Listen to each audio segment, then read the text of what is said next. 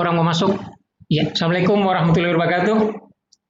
Yang terhormat Pak Direktur Perencanaan Keuangan Daerah Ya, Kementerian Dalam Negeri, senior saya, rekan-rekan sejawat, salam warahmatullahi para wabarakatuh. media suara.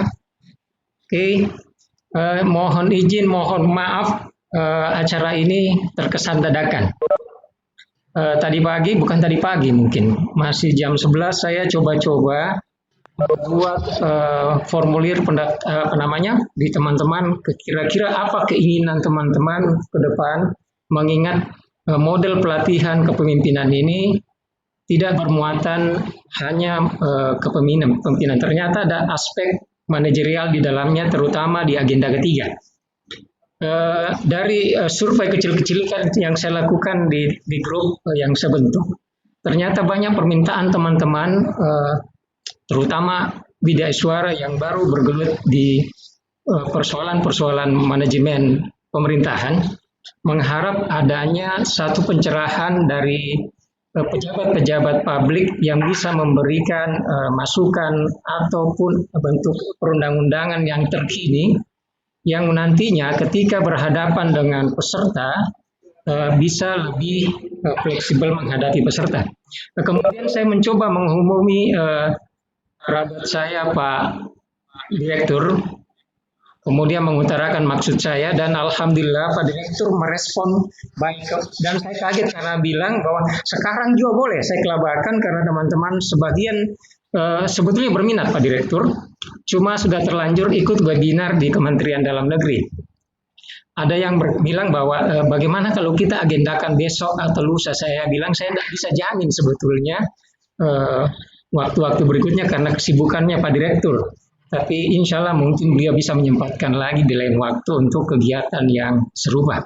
Itu yang perlu saya sampaikan kepada Pak Direktur. Yang kemudian apa materi yang akan kita bahas, teman-teman, untuk sesuai dengan bidangnya Pak Direktur adalah perencanaan keuangan daerah, maka di diklat kepemimpinan tingkat administratur untuk agenda ketiga ada materi tentang manajemen keuangan daerah. Yang untuk di setingkat eselon 4 atau diklat kepemimpinan tingkat pengawas ada penyusunan rencana kegiatan. Nah, teman-teman sebagian yang sudah terlanjur mengambil agenda dan mata diklat ini ataupun ditugaskan perlu dibekali dengan dua hal tersebut. Untuk itu kami minta pencerahan kepada Pak Direktur untuk memberikan pencerahan dan kemudian hal-hal yang kondisi keuangan sekarang, baik itu dengan PP yang baru, kemudian yang berhubungan dengan COVID atau apapun tentang perencanaan keuangan daerah. Silakan Pak Direktur.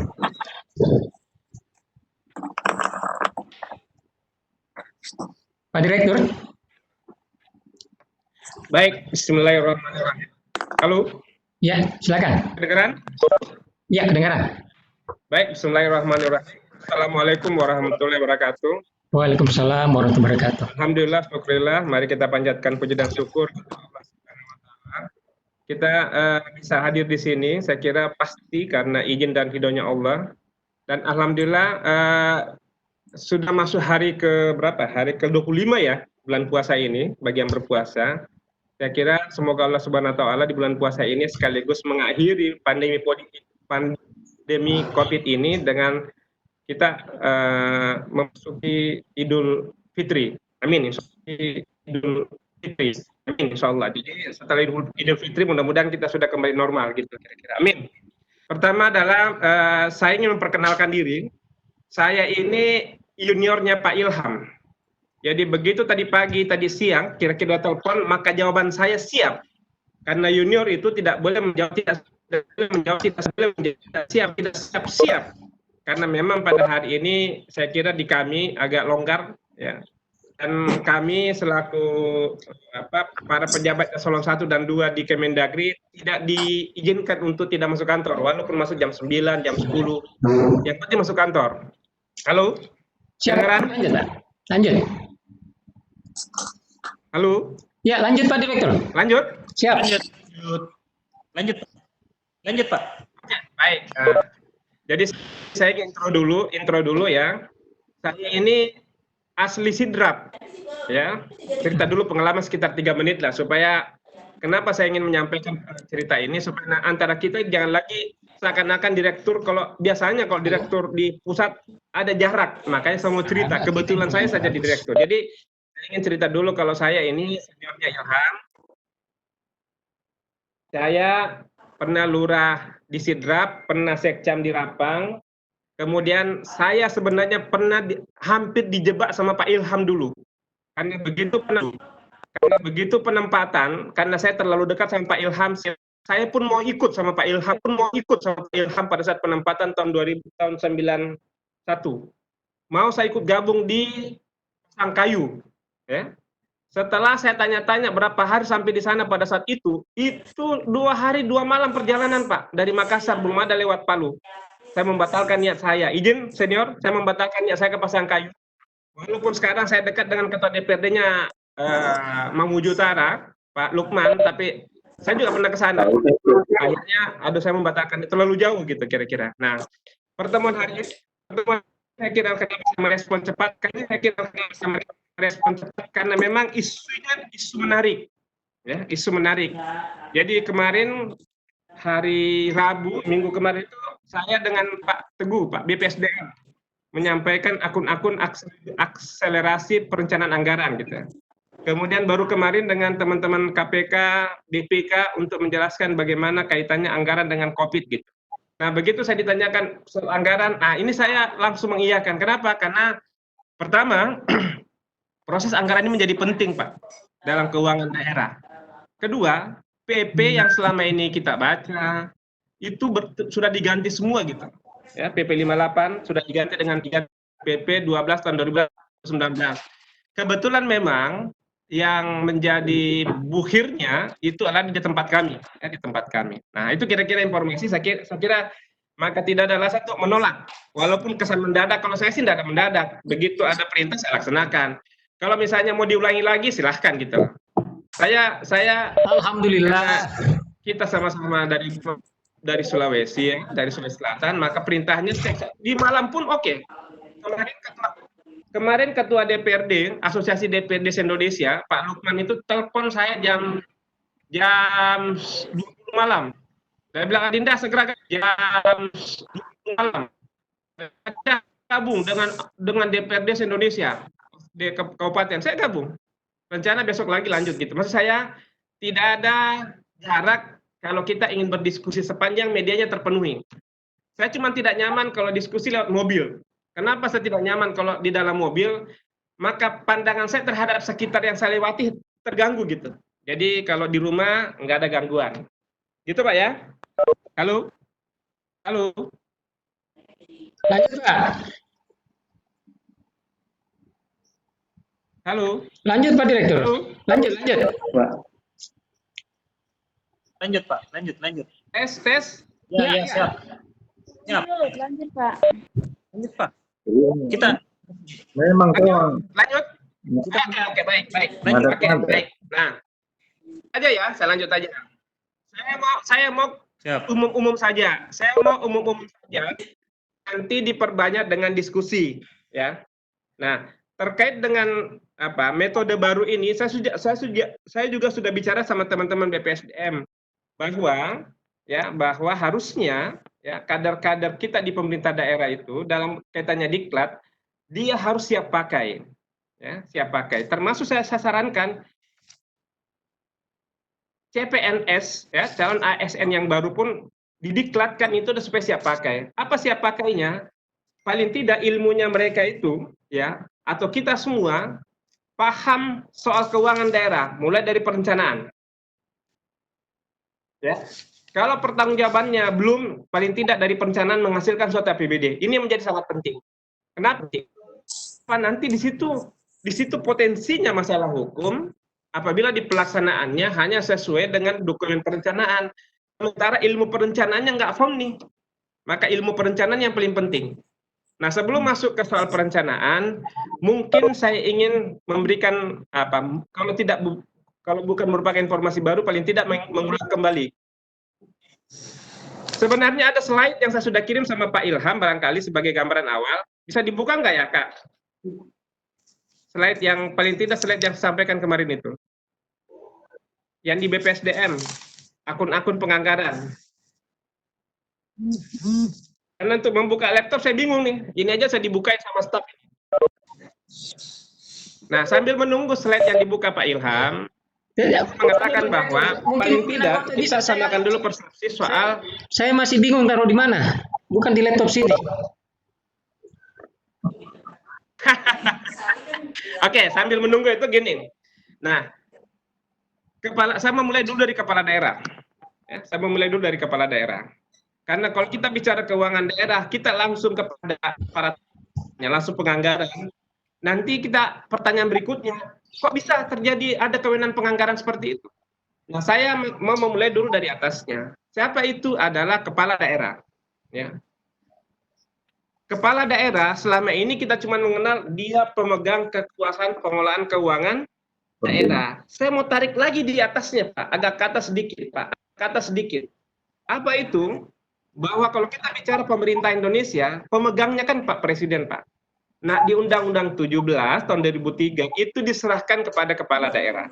Nah, begitu diserahkan oleh Undang-Undang 17, Undang-Undang 17 tahun 2003, maka Undang-Undang 23 tahun 2014, termasuk Undang-Undang 232 tahun sebelum tahun 99, sebelumnya malah gitu ya.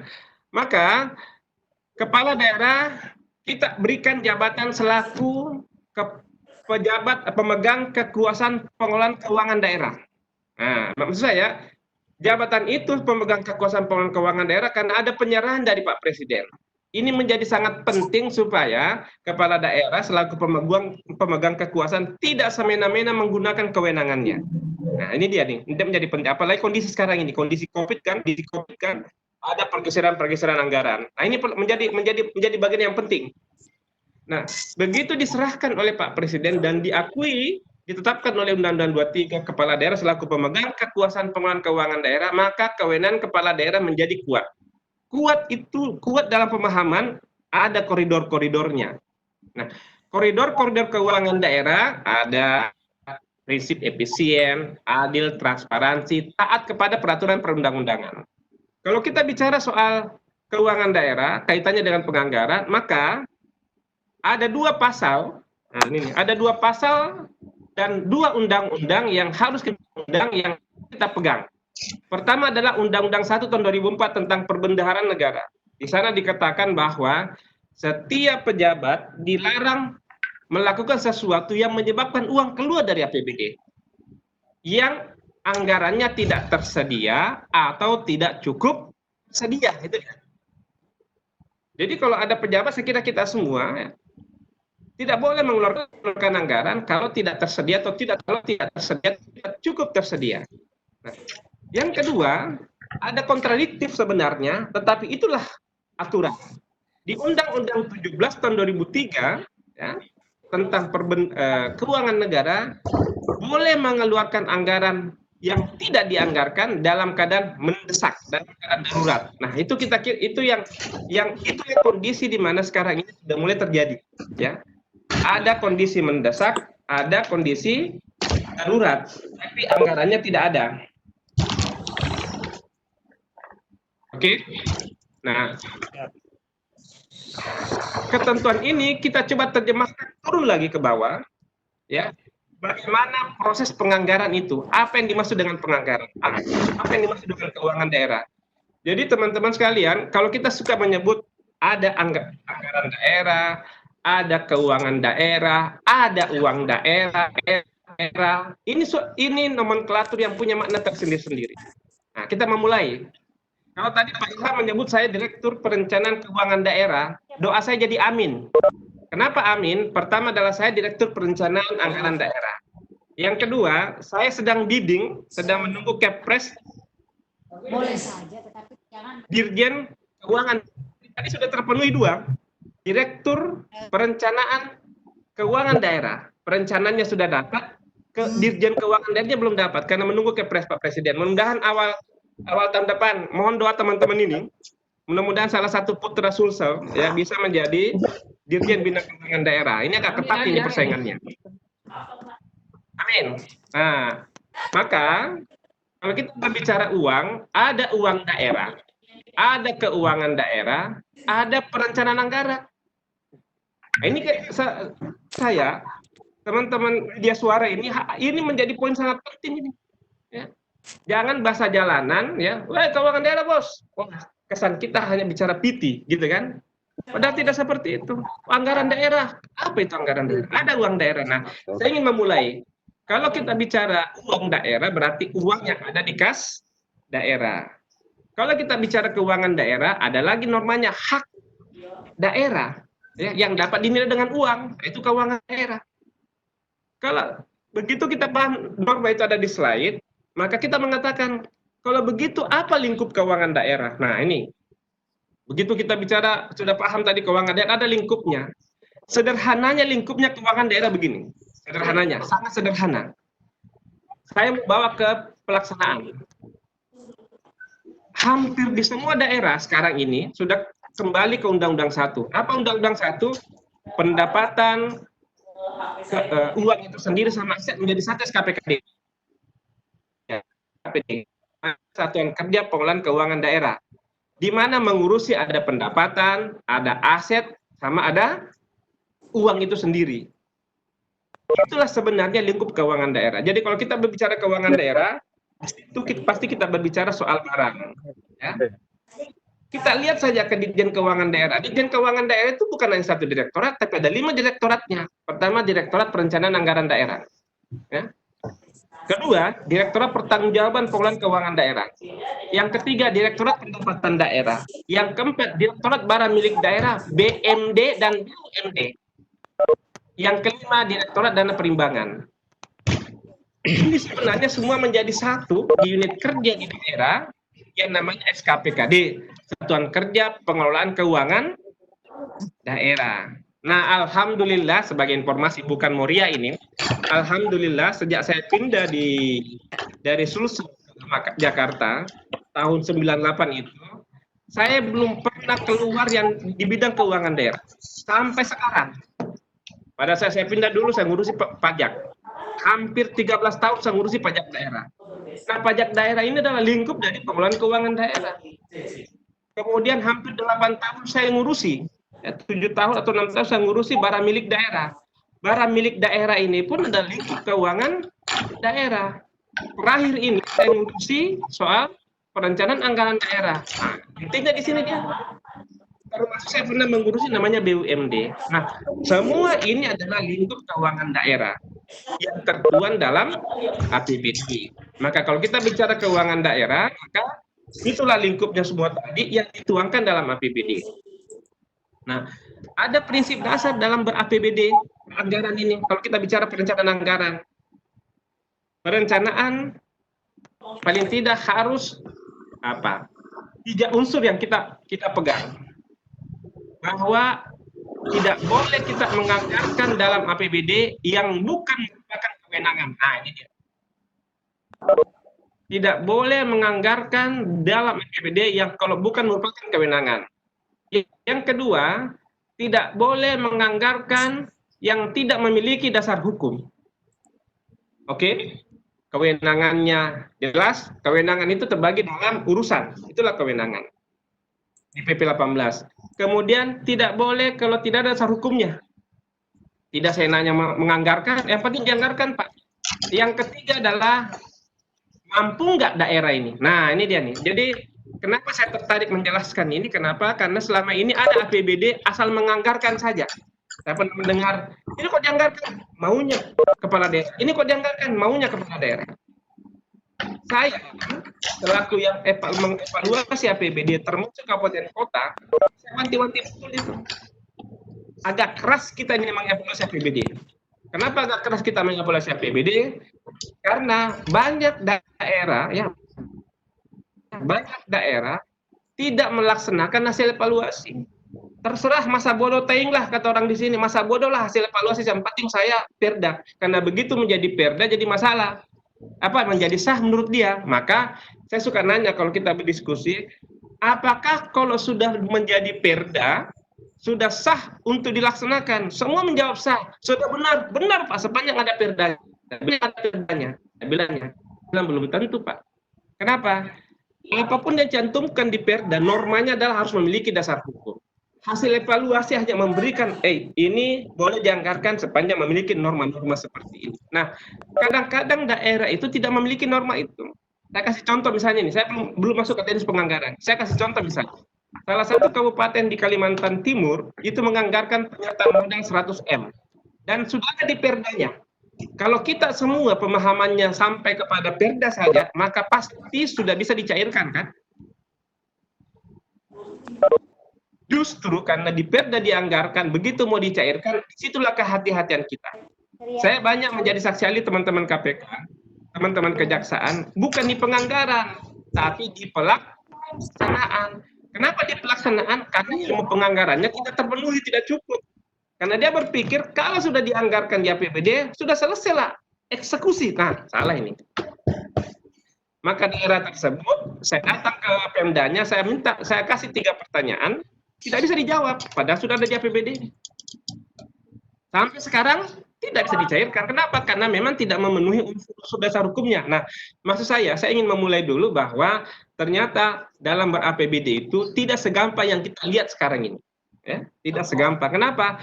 Bisa saja itu hitung, saya masuk ketok semua, bahkan banyak negosiasi, tapi dalam pelaksanaannya belum tentu, Pak. Diperlukanlah BPSDM untuk memberikan, nah ini teman-teman WI di Sulsel ini saya sudah sampaikan sebenarnya ke teman-teman BPSDM Kemendagri. Diperlukan peran Kemendagri untuk bisa memastikan aparat-aparat di daerah agar tidak terjadi persoalan di kemudian hari masalah hukum. Kenapa? Karena ilmu dasarnya tidak terpenuhi. Saya menemukan bendahara itu asal ada kwitansi bayar atau asal ada kwitansi bayar. Kenapa? Kan sudah dianggarkan, Pak. Terus ini sudah ada betul dari sisi pelaksanaan betul Pak, tapi dari sisi penganggarannya ya memang harus kita penuhi. Nah, masuk ke teknis agak sedikit tidak ke teknis penganggaran. Nah, misalnya ini saya kira teman-teman WI harus bisa mengedepankan atau bisa mengumpulkan. Kalau saya sih sudah bisa mengumpulkan itu Pak. Tapi paling tidak WI mencoba menyebar luaskan. Kalau saya tanya teman-teman yang hadir sekarang ini, ya, belanja karena belanja sesuatu lah di daerah ya. Saya juga pernah di daerah Pak. Saya menjadi bagian yang melaksanakan di daerah itu. Ternyata aturannya memang yang sama sekali tidak pernah tersampaikan dengan benar. Ya. Apakah kalau kita belanja karena kita memang butuhkan atau kita butuhkan atau karena tercatat dalam RAPBD? Pasti pertanyaannya karena sudah ada rencana kebutuhannya Pak, ya kan? Sudah ada RKB-nya kalau nggak ada RKB. Pertanyaan berikutnya, RKB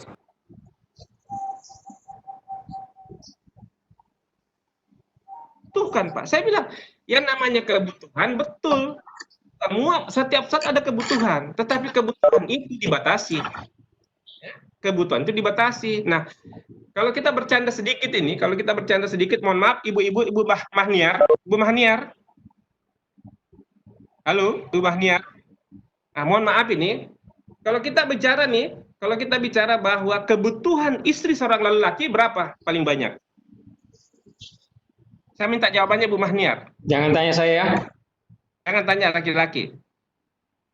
Kebutuhan, enggak, ini kaitannya dengan penganggaran nanti nih, kaitannya dengan belanja ini, kaitannya dengan penganggaran. Berapa kebutuhan maksimal seorang suami punya istri? 1. Dari mana dasar hukumnya?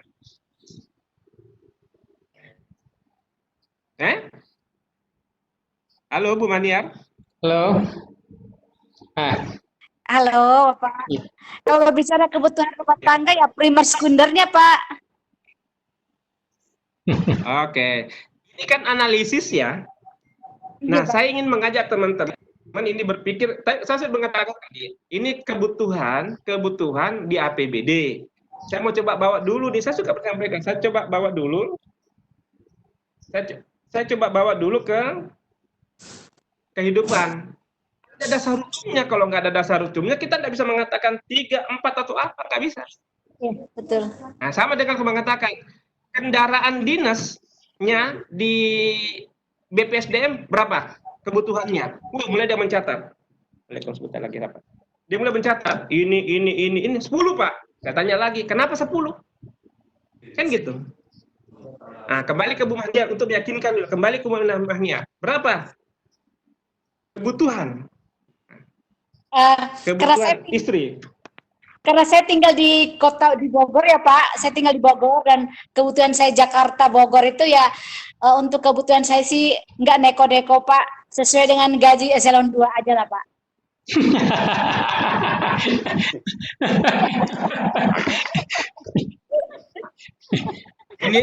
Ini belum bicara gaji ASN. Saya saat ini lagi nyusun PP tentang GTF, gaji tunjangan dan fasilitas. Tapi saya mau bicara, saya mau jawab dulu agak fokus dulu nih. Berapa standar kebutuhan istri untuk laki-laki muslim? 10 juta Pak. Bukan, jumlah istrinya. Oh jumlahnya 1 aja lah Pak, jangan poligami. Kenapa 1? Kenapa nggak 2? Kenapa 3? Kenapa nggak 4? Dari mana dasar hukumnya 1? Begini Pak, izin berbicara dari finansial ya Pak, dari finansial. Kenapa cukup 1? Ini berbicara kebutuhan, bukan berbicara keinginan ya Pak. Berbicara kebutuhan karena gaji standar untuk Indonesia PNS Pak masih sangat rendah. Karena kita ada Saya potong. Ya. Saya potong. Inilah kalau kita mengandalkan akal kita dalam melihat sesuatu. Saya tadi sudah mengatakan kewenangan, ya, menganggapkan sesuatu itu kewenangan dasar hukum dan punya duit. Duitnya belakangan ini. Duitnya belakangan. Saya tempatkan tadi duit belakangan. APBD itu kewenangan, dasar hukum, dan kemampuan pendapatan. Tadi Ibu terakhir kemampuan pendapatan ini. Saya belum sampai ke sana. Saya mau nanya dulu nih, berapa standar kebutuhannya? Saya bisa jawab. Standar kebutuhan minimal untuk jawab. Istri? Istri? Standar kebutuhan. Saya sih fleksibel ya. Kalau 4 kan? 4 kan? Iya Pak. 4 kan? 4 atau 5 nih Pak Ilham? 4. Oke, baik. No comment. Di mana dasar hukumnya? Jelas dasar hukumnya ya? Jelas. Oke, sekarang kita nanya lagi nih. Coba ngecek APBD. Bedah APBD. Kita ketemulah belanja laptop. Buka belanja laptop. Di sana kita ketemu satu SKPD 10 belanja laptop. Belanja modal laptop 10. Peralatan dan perlengkapan. 10. Kita tanya, kenapa 10? Itu sesuai kebutuhan, Pak. Iya. Kebutuhannya berapa? Nggak ada yang bisa jawab. Padahal, padahal di PP 27 2014, Permendagri 27 tahun 2016, kita sebutkan di sana bahwa belanja itu berdasarkan standar kebutuhan. Standar kebutuhan ditetapkan oleh kepala daerah. Standar kebutuhannya dasar untuk menyusun RKA. Coba kalau misalnya WI sudah mendapatkan informasi seperti ini, salah semua ini. Makanya kalau saya disuruh membedah APBD, saya bilang jangan saya. Kenapa? Saya menemukan banyak kesalahan. Semua yang WTP anjlok semua. Karena di buku 2 aja kepada peraturan perundang-undangan selesai itu. Makanya di Permendagri Pedum kita selalu mencantumkan belanja modal pemeliharaan, tolong dong gitu. Dipenuhi sesuai dengan PP 27 2014, terus Permendagri 19 2016. Ini semua tidak ada. Nah, siapa yang salah? Saya kalau mengatakan siapa yang melakukan pembinaan terhadap ASN. Itulah menjadi dasar pertimbangan kenapa menjadi diklat PIP ini bukan semata-mata kebijakannya saja, tapi sekaligus ilmu dasarnya. Karena saya menemukan seorang kepala dinas, saya kan sudah muter Pak. Kepala dinas itu katanya dia pengguna anggaran, dia juga pengguna barang. Saya tanya tugasnya sebagai pengguna anggaran apa? Enggak tahu. Tugasnya pengguna barang apa? Enggak tahu. Bayangkan seorang kepala SKPD yang mengelola uang dan yang mengelola uang di satu unit kerja, dia tidak tahu tugasnya. Kalau tugasnya pun dia tidak tahu secara detail, berarti ketentuan-ketentuan dasar pun terhadap dia selaku pengguna anggaran dan dia selaku pengguna barang pun nggak ada persoalan. Apa menjadi masalah gitu? Karena dia tidak tahu. Oleh karena itu, ada dua hal yang menarik sebenarnya. Saya selalu menyampaikan teman-teman BPSDM, tolong dong kader seorang calon ASN itu punya ilmu dasar keuangan. Seakan-akan selama ini kalau ilmu dasar keuangan dia hanya bicara duit, bukan. Dia memahami soal BMD, dia memahami soal belut, dia memahami soal BUMD, dia memahami soal pendapatan, dia memahami soal uang anggaran itu sendiri. Kalau ilmu dasarnya sudah disampaikan ke sana, maka ke depan itu kader-kader yang pejabat baru pun termasuk pada pejabat baru. Saya kemarin di Klatin 2, ya, angkatan pertama untuk PIMNAS ya. Jujur saya tidak menemukan apa-apa. Dan kami protes gitu. Kami protes. Kenapa? Jujur nih, kalau saya jujur nih. Jadi kita di Klatin 2, 3 bulan kita itu ketemunya tujuan akhirnya apa? Proper. Jadi kita kuliah 2 tahun itu hanya berdiskusi bagaimana menyusun proper. Padahal seorang pimpinan bukan hanya kebijakannya dia pahami, tetapi dia paling tidak dia harus memahami ilmu-ilmu dasar selaku ASN. Dimanapun dia berada. Nah, ini menjadi penting menurut saya. Makanya begitu saya ditantang tadi soal penganggaran, wah saya tertarik saya. Nah, masuk ke teknis.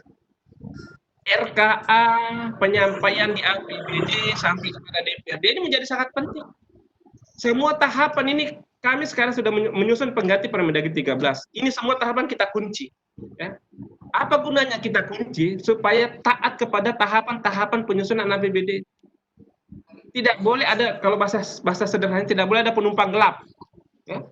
Ya kalau terlambat selesai. Ini kan permainan. Ini masih sudah selesai pintunya ditutup, masih dipaksakan lagi. Kenapa ini kebijakan? Ingat, tidak ada kebijaksanaan di pengelolaan keuangan daerah. Tekankan kembali, tidak ada kebijaksanaan dalam pengelolaan keuangan daerah. Yang ada adalah melaksanakan APBD. Nah, ini menjadi bahan diskusi kita ini. Kenapa? Karena semua sudah ada tahapan-tahapannya. Semua sudah ada dasar-dasarnya gitu loh. Tidak boleh, ini sudah nyusun RKA, ada lagi masuk robah. Oh, nggak bisa. Oke, saya tuntaskan sekarang sampai dengan COVID. Nah, memang ini COVID ini agak ribet. Saya suka ditanyakan, terlalu banyak aturan yang diterbitkan oleh Pak Mendagri. Mungkin teman-teman juga melihat kan? Kok terlalu banyak? Ada permen, ada Inmen, ada Permen 20, ada surat edaran. Kenapa seperti itu? Karena itu pun perintah Pak Presiden. Di Impres 4 tahun 2020 itu memerintahkan kepada Mendagri untuk melakukan fasilitasi terhadap pengelolaan keuangan kaitannya dengan COVID. Jadi kalau ada dokumen-dokumen di sana, saya kemarin diskusi dengan teman-teman Pak Pahara dari KPK, dengan Pak Barul dari BPK, saya mengatakan, dan pesertanya kurang lebih 600 se-Indonesia, saya mengatakan, jangan lagi ada narasi yang dibangun bahwa Mendagri terlalu banyak menerbitkan petunjuk gitu loh. Karena kalau saya tanya, sama dengan kalau bapak-bapak sekalian, kalau diperintahkan untuk memberikan petunjuk teknis, maka yang keluar adalah petunjuk teknis. Maka salahlah Pak Mendagri kalau tidak menyampaikan petunjuk teknis terhadap COVID yang tadi. COVID ini pasti menggunakan BTT. Apa itu BTT? Nah, ini perlu pemahaman ini. BTT yang selama ini teman-teman dengar pasti BTT berbeda dengan yang sekarang ini. Dulu BTT, belanja tak terduga itu hanya digunakan kalau keadaan darurat. Itu PP 58. Jadi kalau tidak ada pernyataan tidak bisa keluar duit. Di PP 12 saya kembalikan ke marwah, ke roh yang sebenarnya. Bahwa BTT itu adalah untuk melakukan pengeluaran untuk kebutuhan masyarakat yang tidak dibiayai. Maka di PP 12 itu kita bagi dua, pasal 69. Ada yang darurat, ada yang mendesak. Salah satu kriteria yang mendesak adalah ada amanat peraturan perundang-undangan, atau ada lagi di huruf D-nya adalah apabila ditunda akan membahayakan kepada masyarakat. Maka kalau kita melihat sekarang ini banyak perubahan perkara tanpa melibatkan DPRD karena yang diperintahkan itu adalah kepala daerah. Saya juga kemarin DPRD pada protes sama saya di waktu kemarin asosiasi. Kenapa nggak dilibatkan? Bukankah kita ini kepala daerah maupun eksekutif maupun legislatif, salah satu kewajibannya adalah mematuhi peraturan perundang-undangan. Nah, COVID itu adalah perintah peraturan perundang-undangan. Dimulai dari mana? Dimulai dari Perpu 1 2020. Kita menyusun Kepres 9 perubahan Kepres 7, ada Inmen 4, ada SKB, ada Inmen Dagri, ada Permendagri. Itu semua adalah yang harus dilaksanakan oleh daerah. Makanya di SKB apabila tidak melakukan penyesuaian, kami terpaksa mau tidak mau harus menunda penyaluran DAU yang 35%. Alhamdulillah tinggal sedikit di daerah yang menyesuaikan. Ada yang nanya, kenapa kami harus dipaksa dalam kondisi tertentu? Ini adalah ada pemaksaan. Kenapa dipaksa? Filosofinya adalah keuangan daerah itu diserahkan oleh Pak Presiden. Kalau Pak Presiden memberikan perintah-perintah, maka kewajiban kepala daerah harus mematuhi peraturan perundang-undangan. Nah, gitu kira-kira gambaran awal dulu. Tapi prinsip saya mungkin media ini saya kira tidak terlalu efektif sebenarnya. Tapi kalau memang berkenan suatu saat nanti, saya kira saya tidak keberatan untuk datang ke teman-teman WI. Kita bicara secara keseluruhan soal pendapatan daerah tadi. Kita bicara soal pajaknya, bagaimana menganggarkan. Coba, kalau kita bertanya, pasti ada pertanyaan nih. Katanya daerah disuruh untuk menggali potensi pendapatan yang sebanyak-banyaknya. Kan gitu. Saya waktu orang daerah, saya mau apa saja, termasuk leges. Saya waktu lurah ada leges. Telur mau keluar, kasih leges. Menurut saya pada saat itu sah-sah saja gitu loh. Ada di jembatan timbang. Tapi setelah saya ke pusat, ini semua cuma ada-ada doang, main-mainan doang gitu. Main-mainan doang. Maka pada saat itu saya batalkan itu yang namanya tuh retribusi jembatan timbang itu. Kenapa tidak memenuhi prinsip? Yang namanya retribusi ada jasa. Saya waktu lurah, saya menjadi bagian daripada proses pemungutan retribusi jembatan timbang. Yang saya rasakan pada saat itu nggak ada prinsip retribusinya. Yang ada pungli yang ada. Saya orang pusat, wah kacau kalau begini. Jadi siapa saja yang mau jadi jembatan timbang, semua rebutan. Saya mencoba jadi, karena saya lurah, saya iseng aja di situ. Kenapa saya iseng di situ? Paling tidak saya nongkrong, kalau saya mau pulang dulu kan saya tinggal di Makassar. Istri di Makassar, saya di Pakajene. Jadi kalau saya mau pulang, saya nongkrong di situ. Paling tidak saya ikut bus kan, namanya orang miskin kan. Ikut bus. Enggak usah ikut bus Pak Ustaz, gampang kita cari duit. Kenapa? Bagaimana caranya? Oh, nah terpaksa saya lah yang membatalkan kompetensi sedap itu retribusi jembatan timbang. Kenapa tidak prinsip? Bagaimana solusinya? Ikuti prinsip retribusi. Nah, maksud saya kebetulan yang sedikit ikut terlibat dalam penyesuaian ini yang harus tersampaikan oleh WI. Wah, kalau itu mantap. Bisa JP-nya tuh tinggi tuh. JP tentang barang milik daerah, JP tentang tentang pajak. Tetapi kalau membaca turunnya tidak serumit pelaksanaannya gitu loh. Karena bagian suatu kesatuan. Saya nyusun PP 27 dulu PP 6 itu kadang-kadang orang melihat bab per bab. Nah, ini tidak bab, jadi mengurusnya tidak bab per bab termasuk keuangan daerah, bukan bab per bab, satu rangkaian satu rangkaian keseluruhan merupakan satu kesatuan. Makanya saya katakan keuangan daerah itu adalah satu rangkaian yang mulai dari perencanaan sampai kepada pengawasan, nggak tersendiri dia. Baik. Kesempatan ini bicara soal anggaran. Nah, saya tidak perlu menjelaskan secara detail. Silahkan teman-teman untuk gambaran awal. Mari silahkan untuk bertanya. Seteknis apapun silahkan. Kalau saya nggak bisa jawabkan, saya tinggal angkat tangan. Saya nggak bisa jawab gitu. Tapi paling tidak silahkan dipertanyakan supaya tidak terlalu one vision, satu arah. Silakan. Saya kembalikan ke Pak Moderator ini. Pak Ilham.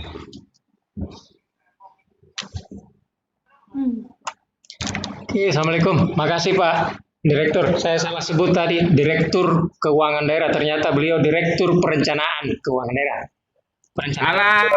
Direktur Perencanaan Anggaran Daerah. Direktur Perencanaan Anggaran. Oke, mantap. Mudah Anggaran daerah, jangan anggaran saja. Nomenklaturnya itu makanya sering-sering searching di internet. Asal Latif itu siapa gitu loh. Oke. Kandidat Irjen kalau gitu. Oke, teman-teman mungkin ada yang mau bertanya tentang seputaran yang berkaitan mungkin yang kurang dipahami tentang di tujuan pembelajaran yang kemudian bisa dikaitkan dengan penganggaran dan penyusunan RKA kepada Pak Direktur. Silakan teman-teman. Ada Ibu Eli, tapi bukan bertanya, baru paham konsep korupsi. Pak, yang lain mungkin Pak Nur Alam sepertinya mau bertanya, sudah angkat tangan. Silakan Pak Nur Alam. Oh, saya yang pertama. Siap, silakan, makasih ya. Assalamualaikum warahmatullahi wabarakatuh. Selamat sore.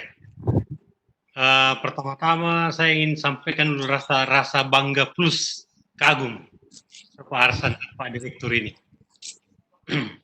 Saya terus terang kagum karena banyak teman-teman kita di alumni APN yang sudah berhasil seperti Pak Direktur ini. Mungkin sedikit saya keluar dari apa namanya topik tadi. Mungkin ada kaitannya dengan anggaran. Yang pertama, di mana sebetulnya batasnya ini dokumen publik di anggaran yang bisa dipublikasikan ke masyarakat dan mana yang tidak. Karena kadang-kadang ada LSM yang datang minta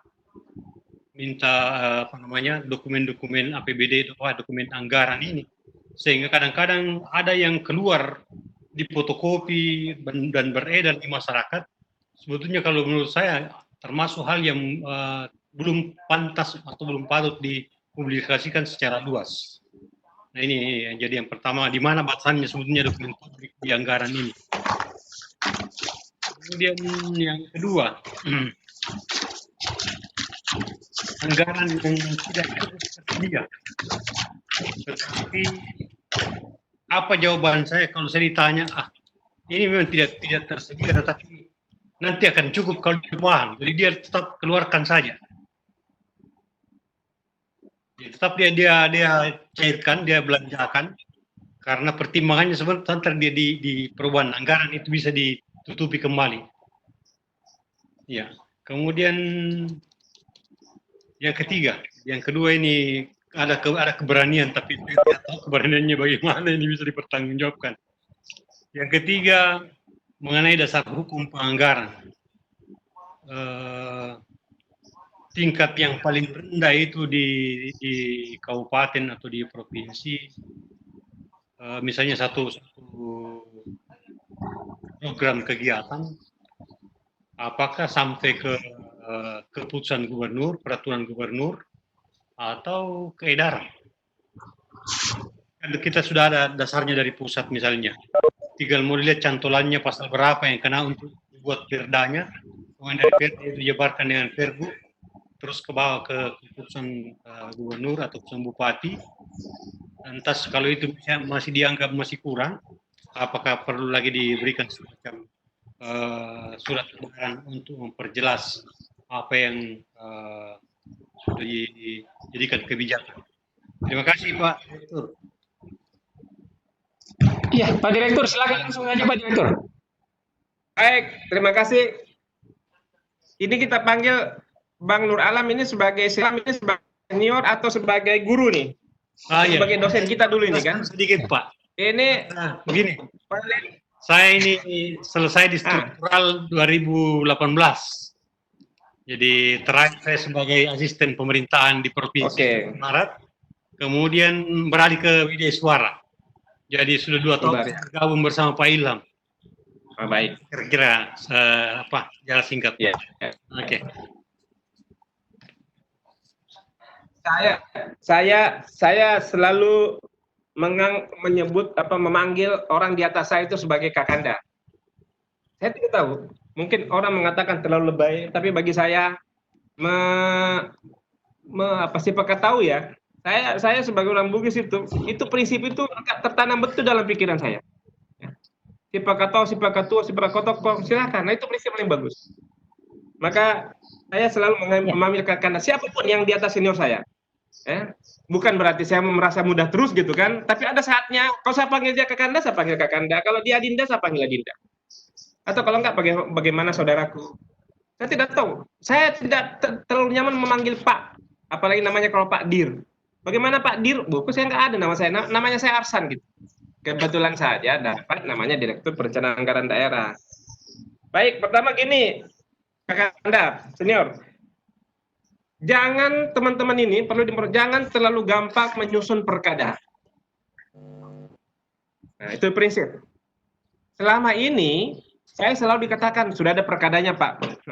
Pak, ini sudah ada perkadanya, kita mengamankan perkada. Waduh, saya sebagai yang sering menjadi saksi ahli, justru perkada itu adalah sumber masalah. Jujur, Pak, atau terus terang, bukan jujur, terus terang, waktu zamannya Ahok, ada satu perkada, itu mau ditekan tanggal jam 3. Saya minta 2 pertanyaan, dari salah satu pasal, nggak bisa dijawab, batal di perkara itu, Pak. Nah, maksud saya, kalau bicara perkada, tolong cukup pegang satu pasal. Di pasal 8, ayat 2 Undang-Undang 12 tahun 2011 tentang peraturan perundang-undangan. Itu saja. Dari situ kita bisa memilah perkada memiliki dasar hukum atau tidak. Oleh karena itu perkada itu sah apabila diamanatkan oleh peraturan perundang-undangan atau merupakan kewenangan. Nah, itu jawaban yang terakhir. Jadi kalau sudah ada perintahnya, clear, sudah selesai, laksanakan itu, sah sudah itu. Tapi kalau tidak ada perintahnya, bukan kewenangannya, dibuat perkada, nah ini kebijaksanaan ini. Itu yang masalah. Saya kasih contoh. Salah satu provinsi mau membuat tunjangan transportasi bagi ASN. Nah, coba. Tujuannya bagus, begini, Pak. Saya nanya, ini amanatnya mana? Tidak ada, Pak.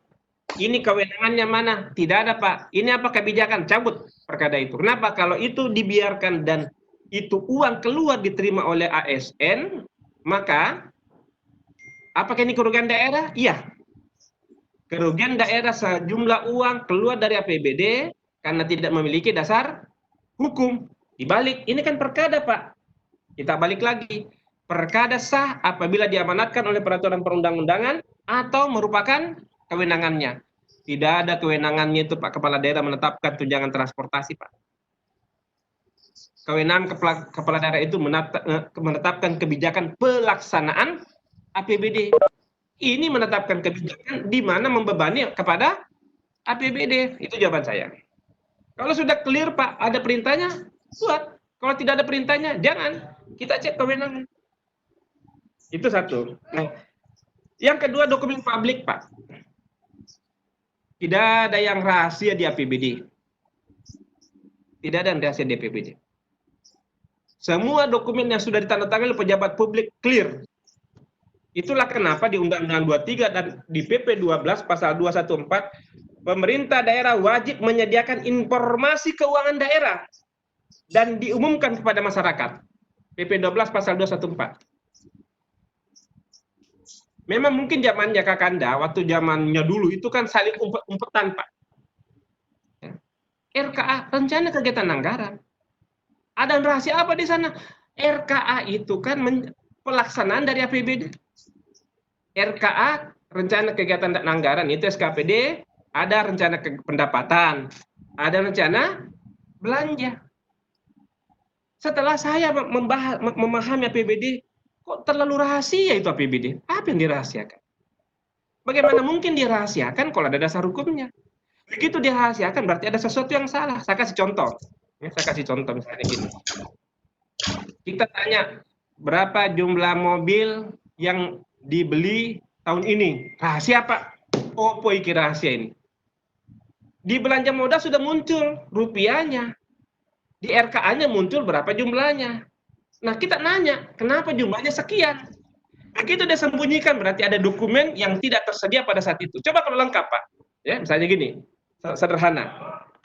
Berapa jumlah mobil? 100. Terbagi ke berapa? Semua SKPD. Oke, kita coba uji SKPD A. SKPD berapa kok 5? Pak, kenapa saya 5? Karena standar kebutuhan yang tadi 20. Yang baru ada 15. Tahun ini berapa? Halo? Halo. Ya, lanjut. Iya. lanjut. Lanjut, lanjut. Iya, saya ingin menguji bahwa tidak ada rahasia sampai kepada RKA pun. Ya, tadi saya mengulangi. Kita ngecek nih atau masyarakat ngecek ada belanja modal mobil nih, 100. Saya tanya ke Pemda. Pemda, berapa jumlah mobil? 100, Pak. Oke. Di mana saja itu? Nah, pengguna barang kan? Di mana saja itu? Seluruh SKPD, Pak. Kita cek satu SKPD. Kenapa kau belanja berapa jumlah mobil? 5. Kenapa 5? Nah, kita buka dokumennya. Ini Pak, SK-nya standar kebutuhannya 20. Datanya yang ada 15. Selisih antara standar kebutuhan dan yang ada menjadi apa? Belanja. Berapa belanjanya? 5. Hah? Apa yang salah? Bagaimana mekanismenya, Pak? Saya nggak bicara mekanisme, Pak. Saya bicara angka. Mekanismenya ada mekanisme lelang, pelaksanaan. Jadi tidak ada yang rahasia di APBD, Pak. Jadi kalau sampai di proses tender masih bisa dibuka juga semua. Nah, sekarang bicara proses tender, Pak. Itu kan pelaksanaan ya. Proses tender ada Ada etika dalam proses tender. Tidak boleh saling ini. Ada sudah di Perpres 19 sudah dibuka. Itu pelaksanaan APBD, Pak. Dan tidak semua melalui mekanisme tender gitu. Nah, misalnya gini. Saya mau tanya. Ada nggak pembangunan gedung di sana? Oh, saya tahu semua, Pak. Di Indonesia saya tahu semua APBD. Ya, saya tahu semua karena semua APBD sampai ke kami.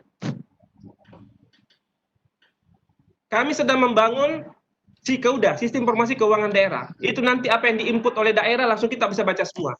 Sampai kepada RKA, sampai kepada rincian obyeknya, di mana dia bangun, sampai ke semua ke kita. Sampai semua. Nah, kalau sisi pelaksanaan lelang ada lagi ketentuannya. Lelang itu bersifat tertutup, ya. Lelang ini begini. Tapi apa yang dilelangkan, semua bisa membacanya. Standar harganya sekian ada semua. Di RK-nya sudah clear semua gitu. Jadi Kakanda bahwa APBD terbuka. Itu perintah Undang-Undang 23 dan PP 12. Bahkan ada Perpres Teks Informasi. Ya. Pelaksanaan ada yang namanya lelang. Lelang itu ada kewenangan kepala panitia lelang untuk membuat dokumen-dokumennya. Itu disampaikan pun itu. Berapa jumlah anggarannya? APBD sudah mencantumkan. Jadi kalau ada kepala SKPD, ada kepala dinas, kepala SKPD mau menutup RKA-nya itu berarti ada sesuatu yang tidak bisa dipertanggungjawabkan. Berarti selama ini kalau misalnya RKA itu juga diikutui oleh DPRD sampai ke detail-detail itu tidak masalah. Jadi di aturan yang kita buat, saya sekarang ini di Permendagri 13 itu kita batasi memang bahwa DPRD dapat meminta RKA yang diperlukan. Karena RKA kan banyak, Pak. Setiap paket ada RKA. Makanya di peraturan pengganti 13 ya, DPRD dapat meminta soft copy. Ini efisiensi. Dibutuhkan minta, pernah ada persoalan. Karena RKA itu ya nih, RKA itu adalah dasar menyusun APBD. Jadi kalau bicara tahapannya nih, RAPBD, buat PPAS, ya, PPAS disetujui. Begitu disetujui, dibuat surat edaran kepada SKPD untuk menyusun RKA. RKA yang disusun oleh SKPD dalam menyusun untuk APBD. Nah, itulah pertimbangan saya sampaikan teman-teman. Bagaimana mungkin kita batasi RKA, DPRD membahas APBD. Begitu membahas APBD DPRD, maka pertanyaan pertama adalah apa dasar penyusunan APBD? Mulailah RKPD, KPPAS, terus terakhir berapa? Terakhir di RKA. Maka RKA update kok, dia konfirmasi. Makanya di perubahan Permendagri 13 saya nggak menutup itu, Pak. Tapi dalam bentuk soft copy. Misalnya begini, jadi tidak perlu. Jadi sebenarnya yang kita mau bangun adalah tidak perlu DPRD memanggil kepala dinas, cukup bisa membuka RKA-nya dinas A. Karena begitu ketemu, Pak, potensi negosiasinya sebenarnya kita tutup itu nggak ada lagi. Begitu sudah menjadi APBD tidak ada lagi negosiasi, Pak. Close. Ya, sistem yang sudah kita bangun ini kita close. Nggak ada penumpang gelap. Caranya mana kalau dipanggil, Pak? Ini yang kita mau tutup sebenarnya adalah kalau Anda mau membahas APBD, mengklarifikasi data yang sudah Anda baca, baru klarifikasi. Tapi ini masa suruh bawa RKA, Pak? Saya pernah suatu rapat, Pak, dengan DPRD. Disiapkan semua. Jadi satu DPRD setebal begini. Saya ditanya, Pak Arsan, kenapa kok seperti ini? Ternyata APBD begini. Itulah, Pak. Kalau Bapak ingin membaca APBD yang tadinya cuma satu, Bapak mau dokumen-dokumen pendukungnya Bapak minta semua, termasuk RKA, Bapak bisa baca nggak itu? Nggak berani dia. Nggak mampu dia kita. Makanya dalam rangka efisiensi, silahkan Anda meminta RKA-nya, tapi soft copy yang kita aturnya. Kan wajar-wajar saja, Pak. Bapak misalnya anggota DPRD. Ya, siapa anggota DPRD? Membaca APBD, membaca belanja. Pasti Bapak mengatakan, belanja di dinas amanah. Oh ini Pak nih, oke, coba kita buka. Masa harus manggil lagi orang? Coba dia buka soft copy-nya. Ya, selesai. Oh RK-nya gini. Oh, begitu ada diskusi soal RKA-nya, baru kita panggil. Maka di 13 saya bilang nggak bisa kita tahan sekarang ini. Kenapa? Nggak ada yang namanya itu rahasia dalam pembahasan, Pak. Justru kalau kita tahan rahasia pembahasan dengan DPRD, malah bertanya, Pak Arsan, Anda pro dengan eksekutif. Anda pro kepada pemerintah daerah dong. Nah, gitu kira-kira, Pak. Itu soal dokumen publik. Mana catatan saya tadi ini? Perubahan anggaran. Ini ada yang salah kalau tadi pernyataannya Pak Nur, kakanda saya.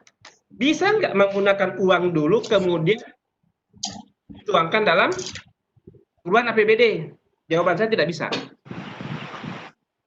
Nah, kok tidak bisa? Begini sebenarnya. Dokumen-dokumen teknis. Semua yang dikeluarkan dari APBD itu pasti dasar hukum utamanya adalah perkada. Makanya APBD itu ada dua, Pak. APBD Perda, lampiran berikutnya perkada tentang penjabaran APBD. Penjabaran APBD ini menjadi dasar menyusun DPA. DPA itu sebagai dasar pengeluaran. Jadi tidak akan mungkin ada uang keluar kalau tidak ada DPA-nya.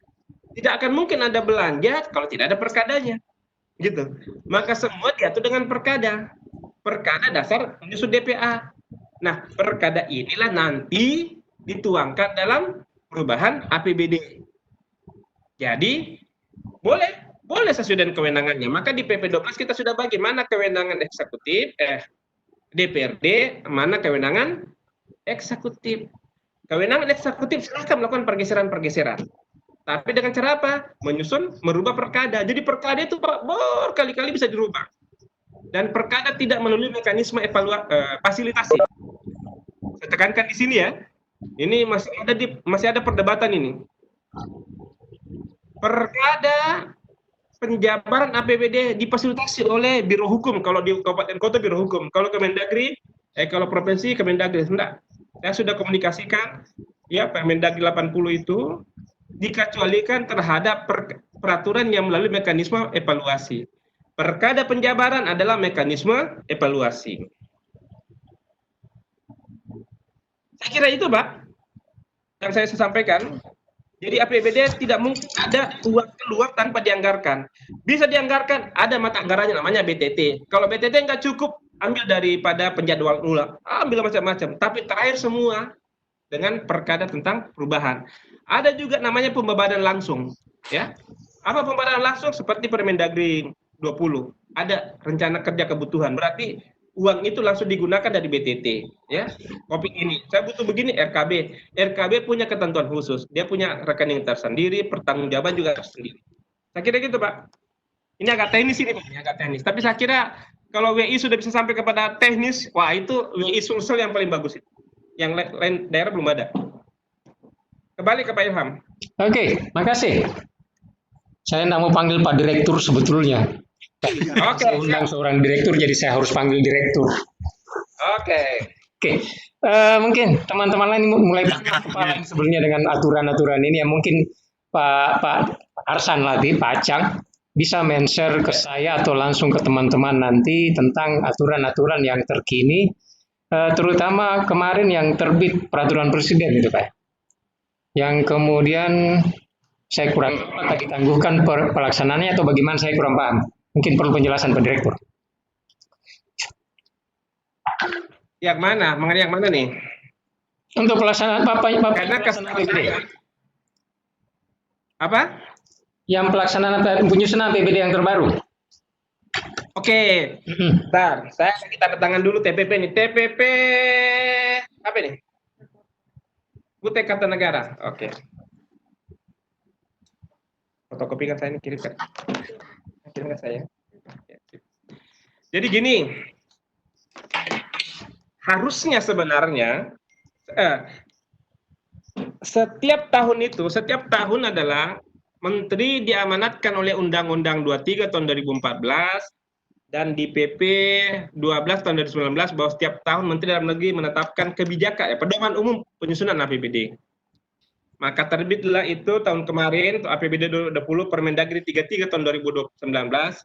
Saat ini untuk APBD 2020 itu sedang proses tanda tangan dan pengundangan Kementerian Hukum dan HAM. Itu Permendagri.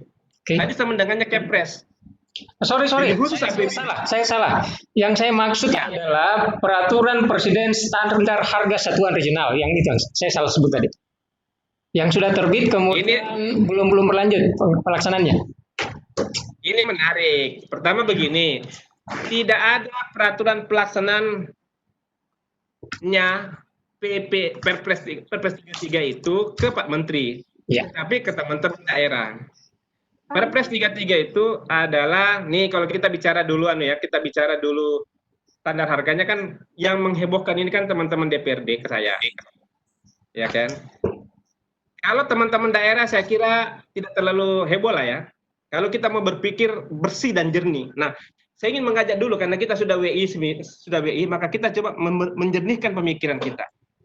Perjalanan dinas, ya, perjalanan dinas itu adalah bukan tambahan penghasilan. Setuju nggak kita gini?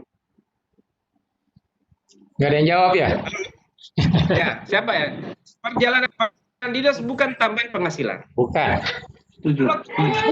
Karena selama ini perjalanan dinas dianggap tambahan penghasilan, maka yang kalau kita undang daerah, kita undang kepala seksinya yang datang kepala dinas.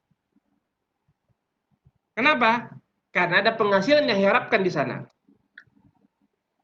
Ini tidak adil. Ini tidak adil. Itu satu. Yang kedua, daerah yang dituju, katakanlah di Jakarta, Pak. Daerah yang dituju Jakarta, harusnya biayanya itu biaya Jakarta. Siapapun yang datang ke Jakarta, biayanya sama. Kan gitu. Abaikan dulu Perpres 33, Pak. Logika dulu yang kita bangun. Kenapa Perpres itu ada? Oke? Orang datang ke Jakarta, dari Papua datang ke Jakarta, dari Sulsel, dari mana semua datang ke Jakarta. Pertanyaan saya adalah termasuk kejaksaan dari Mamuju Utara, Pasangkayu sekarang ya, Pasangkayu datang ke Jakarta. Berapa biayanya Jakarta? Kalau kita kumpulkan Pak, kalau kita undang ya, kita coba-coba undang DPRD, kejaksaan ya, ngumpul satu tempat saya ini. Saya yang paling pertama saya tanya adalah berapa uang harian Bapak?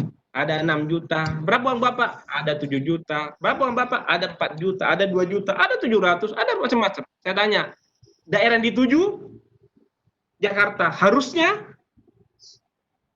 sama. Itu filosofi dasar sebenarnya kenapa kita membuat. Tapi dalam APBD ada namanya pelaksanaan Pak. APBD real cost, at cost. Bukan at anggaran, bukan berapa yang dianggarkan, berapa yang dibelanjakan. Beda ya. Makanya yang namanya at cost itu adalah ada hotel, ada tiket, ada apa lagi? Semua macam-macam. Real cost. Dipertanggungjawabkan. Boleh melebihi. Contoh, biaya transport, ya kan? Biaya transport 250.000 misalnya nih. Ternyata kita bayar 500 Pak, minta kelebihan itu namanya real cost. Nah itu kira-kira pertimbangan di Perpres. Saya nggak bisa bicara soal rincian standar harganya, honor misalnya. Yang penting pada saat itu saya cuma satu pesan pada saat saya nyusun itu Perpres 33, tolong dong samakan antara APBN sama APBD. Maksudnya apa? Semua pejabat keuangan daerah harus mendapatkan honor, kecuali kepala daerah. Contoh misalnya, Bapak selaku pengguna anggaran ada honornya. Saya selaku PPK di sini ada honornya dari PBDN. Jadi pada saat nyusun Perpres 33, saya mencoba menyamakan, mencoba menginformasikan ke teman-teman tim pada saat itu, APBN, APBD sama. Apa samanya? Misalnya, ada satu kegiatan, ada narasumber, saya narasumber. Terus ada yang memberikan materi, Sekda misalnya, Sekda pun dapat honor gitu. Sekda pun dapat honor karena dia memberikan kontribusi. Tapi di sana itu tidak ada tim-tim ini, ya. Tim boleh ada suatu produk misalnya ada outputnya, tapi tidak lebih daripada 2 kalau ada timnya. Tetapi kalau kegiatannya OK, ya, per kegiatan, tidak ada yang salah di situ. Walaupun kemarin saya berdebat sama teman-teman KPK, teman-teman Mempan, RB sama BKN, saya bilang tidak mungkin kita hilangkan honor kegiatan, bukan honorarium loh. Pusat aja bisa kok nyusun undang-undang sekarang 33. Ada honor lintas komponen, ada honornya. Tapi cukup 2 kali, 2 kalau kita eselon 2-nya. Nah, Perpres 33 itu bicara soal standar harga, ya, bicara soal standar harga. Kalau tujuannya ke suatu jelas harganya. Tapi kalau misalnya dari mana? Coba sebutkan kecamatan yang terjauh dari Mamuju Utara ke kecamatan Pak Ilham Pasangkayu. Pak Alam yang paling tahu tuh, penguasa Sumbar. Nah, maksud saya, itu ada standarnya, ada kondisi realnya.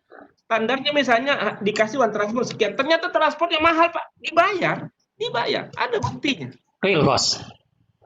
Real cost. Jadi jangan, Pak, tidak ada kelebihan. Nah, beda kalau kita bicara kelebihan, Pak. Makanya saya bilang tadi, ini mau perjalankan dan melaksanakan kegiatan. Tidak ada kelebihan diharapkan di sana. Kalau ada kelebihan, berhematlah dari uang makan. Yang tadinya makan di hotel, kenapa kita nggak makan di nasi goreng bandot? Hobinya Pak Ilham, Kakandaku. Jadi itu, Perpres 33 tidak bisa tidak.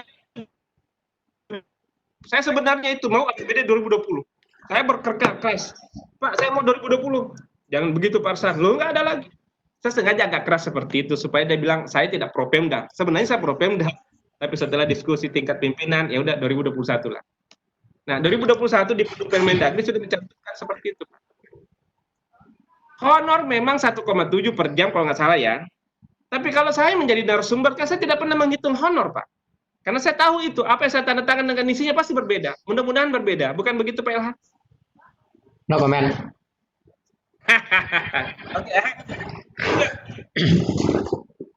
Oke, jadi kepastiannya bahwa standar satuan harga regional yang dengan Perpres itu belum berlaku di 2020. 2020 berlaku. 2021. 2021. Di poin terakhirnya itu ada kita sudah tekankan di sana. Jadi sekarang 2020 adalah masih transisi. Masih transisi. Silahkan saya DPRD boleh Pak, silahkan menggunakan yang ada sekarang. Ya, tidak ada anggaran dipotong di tengah jalan, Pak. Selalu kalau kaitannya dengan anggaran kita pasti berbicara tentang anggaran. Oke. Siap. Oke, ada pertanyaan. Silakan dari from Lenra 75. Izin bertanya. Silakan Lenra 75 bertanya. Izin bertanya, Kak. Silakan. Dengan apa yang disampaikan oleh Pak Direktur, masuk perencanaan anggaran. Tetapi ini kita berbicara teknis, Pak Dir. Kenyataan di lapangan bahwa mulai penyusunan anggaran itu yang mulai dari Musrembang, terkadang apa yang diusulkan lain juga yang dikeluar. Masih mending kalau lain yang keluar. Biasa tidak ada, tiba-tiba muncul yang lain. Tidak tahu datangnya dari mana. Dengan alasan, ada kadang mengatakan alasan skala prioritas. Tapi sampai sekarang saya juga masih bertanya, prioritas itu yang bagaimana maksudnya?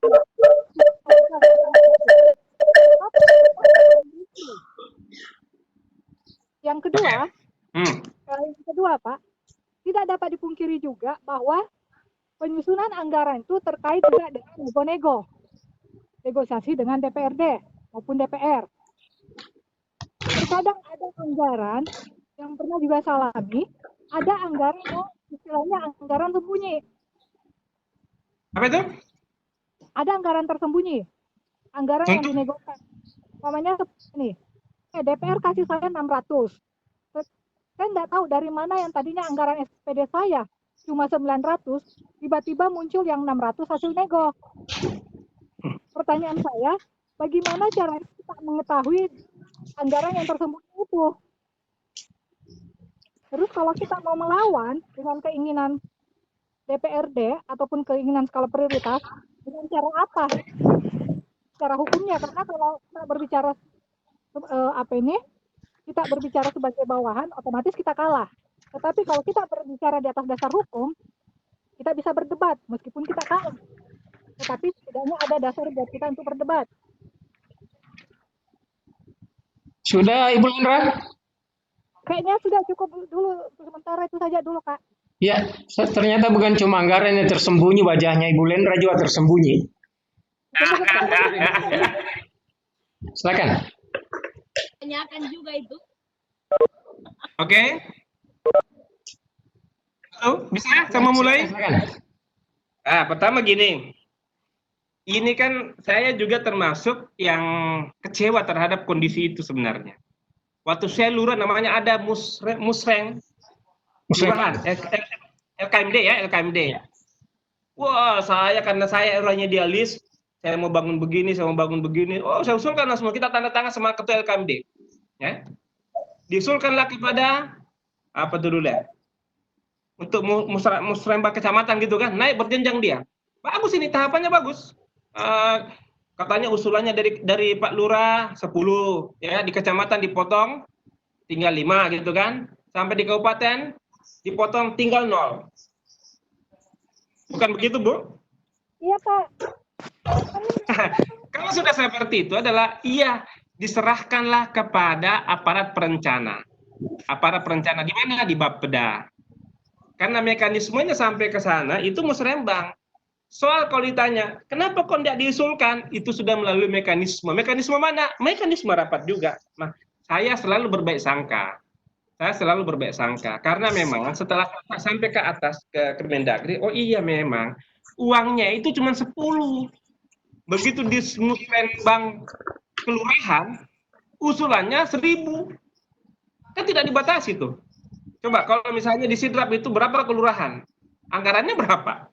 Saya kaget kemarin salah satu provinsi di Sulawesi Barat, Pak Kanda, Pak Nur, Pak Alam, itu ternyata Mamuju Tengah ya,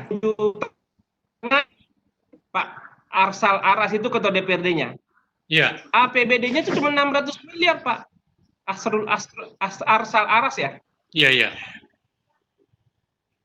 APBD 600 miliar, Pak. Nah, bayangkan kalau APBD 600 miliar, dipotong belanja pegawai, gaji pegawai itu kurang lebih 30%, berarti tinggal 300 atau 400 miliar. Iya. Atau katakanlah 300 miliar lah, ya. 300 miliar ini kalau di musrembang kelurahan kan, kira-kira yang mana yang dibelanjai? Kira-kira yang mana yang dibelanjai? Nah, itu ternyata memang menyusun RKPD itu tidak bagi saya kalau saya disuruh menyusun RKPD nggak mau saya. Kenapa? Karena pasti penuh dengan fitnah. Kenapa begini? Karena itu kan sudah rapat. Bayangkan kalau berapa kecamatan, berapa kelurahan semua mengusulkan, pasti kalau dijumlahkan APBD-nya itu lebih daripada 2 triliun. Maka harus dipotong. Dan begitu dipotong pasti menjadi prioritas. Oke? Nah, itu kita harus berbaik sangka terhadap itu. Yang kedua, soal floating anggaran. Nah, ini saya sudah sering dengar, tapi dalam ilmu keuangan tidak ada floating anggaran. Jadi tidak ada itu. Nanti saya kasih kamu 300 ya, saya kasih kamu 600 ya, saya kasih kamu 400, tidak ada. Yang ada adalah pada saat pembahasan namanya PPAS, ada kebijakan keuangannya dulu ya, pendapatan berapa, belanja berapa ya. Kemudian muncul PPAS. Apa itu PPAS? Prioritas pelapor anggaran sementara adalah program prioritas dan batas maksimal program prioritas dan maksimal anggaran yang diberikan kepada perangkat daerah. Nah, ini baru bicara nih PPAS ini. Nah, saya kira Pak Nur Alam udah paham betul. Itu bukan di plotting sebenarnya, berdasarkan kebijakan APBD setelah dicek ada namanya PPAS yang diberikan kepada SKPD masing-masing. Nah, SKPD masing-masing berdasarkan plotting tadi diberikan itu, Pak, enggak diberikan per person itu diberikan karena memang kebijakannya pada saat itu untuk prioritas itu. Ingat, APBD itu adalah untuk mencapai target kinerja RPJMD. RPJMD 5 tahun dituangkan dalam RKPD. RKPD dituangkan ke dalam KUA APBD, KUA dan PPAS. Dituangkan lagi ke dalam APBD. Maka APBD sebenarnya itu untuk mencapai target-target kinerja kepala daerah untuk 5 tahun ke depan, RPJMD-nya gitu. Jadi kalau misalnya, kalau bicara soal bagi-bagi uang, itu bukan bagi-bagi uang secara personal dalam pemahaman, tetapi dalam pembahasan resmi di DPRD pada saat pembahasan dan eksekutif pada pembahasan KUA PPAS. Makanya salah satu pasal yang kita sebutkan di PP 12 ini, kalau ada perdebatan APBD pada saat pembahasan KUA PPAS, tidak boleh terhambat APBD itu. APBD tidak boleh terhambat. Mungkin kalau sering dengar, saya selalu mengatakan tidak boleh ada hambatan APBD hanya karena tidak persetujuan antara kepala daerah dengan DPRD, termasuk pada saat pembahasan PPAS. APBD jalan terus. Bahkan sudah di Mimika, ya saya datang ke sana, dia tidak setuju ada perkada. Saya bilang perkada itu bukan amanatnya Arsan. Perkada itu adalah amanat undang-undang dan tidak boleh tidak ada APBD. Kenapa? APBD itu adalah dasar penerimaan dan dasar pengeluaran. Nah, hati-hati Pak Nini. Setiap tahun tidak boleh namanya tidak ada APBD. Kalau terlambat ada namanya perkada dasar pengeluaran. Jadi tidak boleh ada pengeluaran yang tidak ada dasar hukumnya. Apa dasar hukumnya? Kalau APBD tanggal 1 Januari belum selesai, ada perintah perkada dasar pengeluaran sebesar 12. Kalau sudah sampai mentok tidak setuju pembahasan DPRD, ada perkada tentang APBD. Jadi perkada mengenai APBD, ada perkada APBD, ada perkada penjabaran APBD. Ada perkada dasar pengeluaran. Nah, ini banyak nih dokumen-dokumen ini. Ada perkada dasar pengeluaran, ada perkada penjabaran, ada perkada APBD. Nah, selama ini kalau kita bicara perkada kaitannya dengan uang, seakan-akan disebut sebagai perkada APBD, padahal belum tentu gitu. Saya kira begitu Bu Lendra.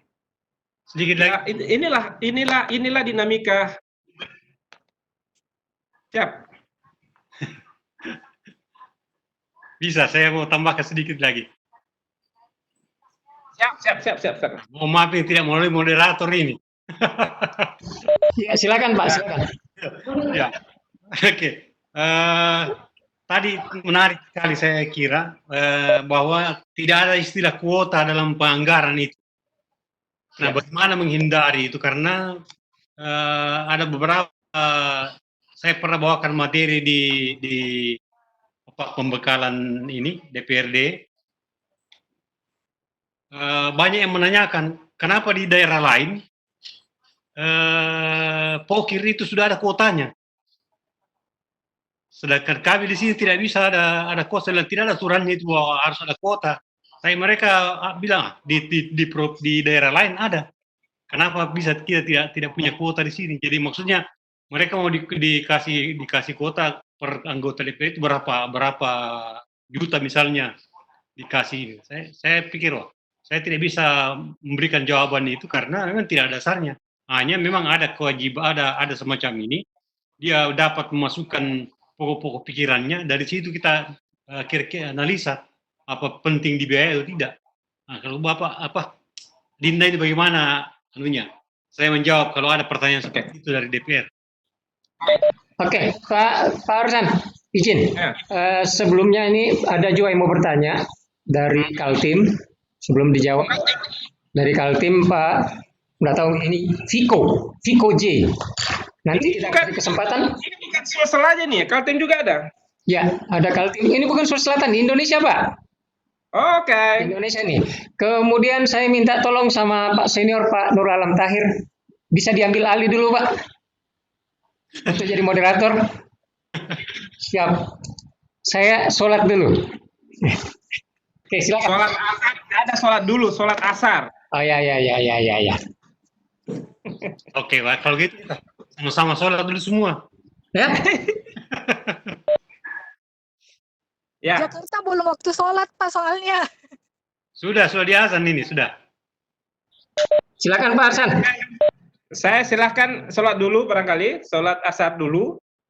Baru dilanjut silakan. Tapi yang mungkin yang kan apa kegantian atau apa? Saya belum ini, masih ada setengah jam lebih. Oh iya iya. Saya Sini, bisa silakan. lanjut, Pak Dir. Ya. Ya, bisa lanjut ya. Oke.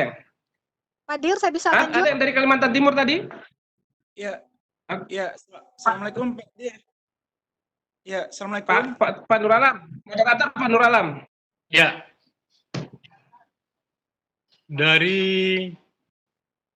Kaltim. Kan Pak, dari Kaltim. Ya, assalamualaikum. Halo, Salam. assalamualaikum. Ya. Salam warahmatullahi wabarakatuh. Dengar? Waalaikumsalam. Ya. Lanjut Pak, lanjut.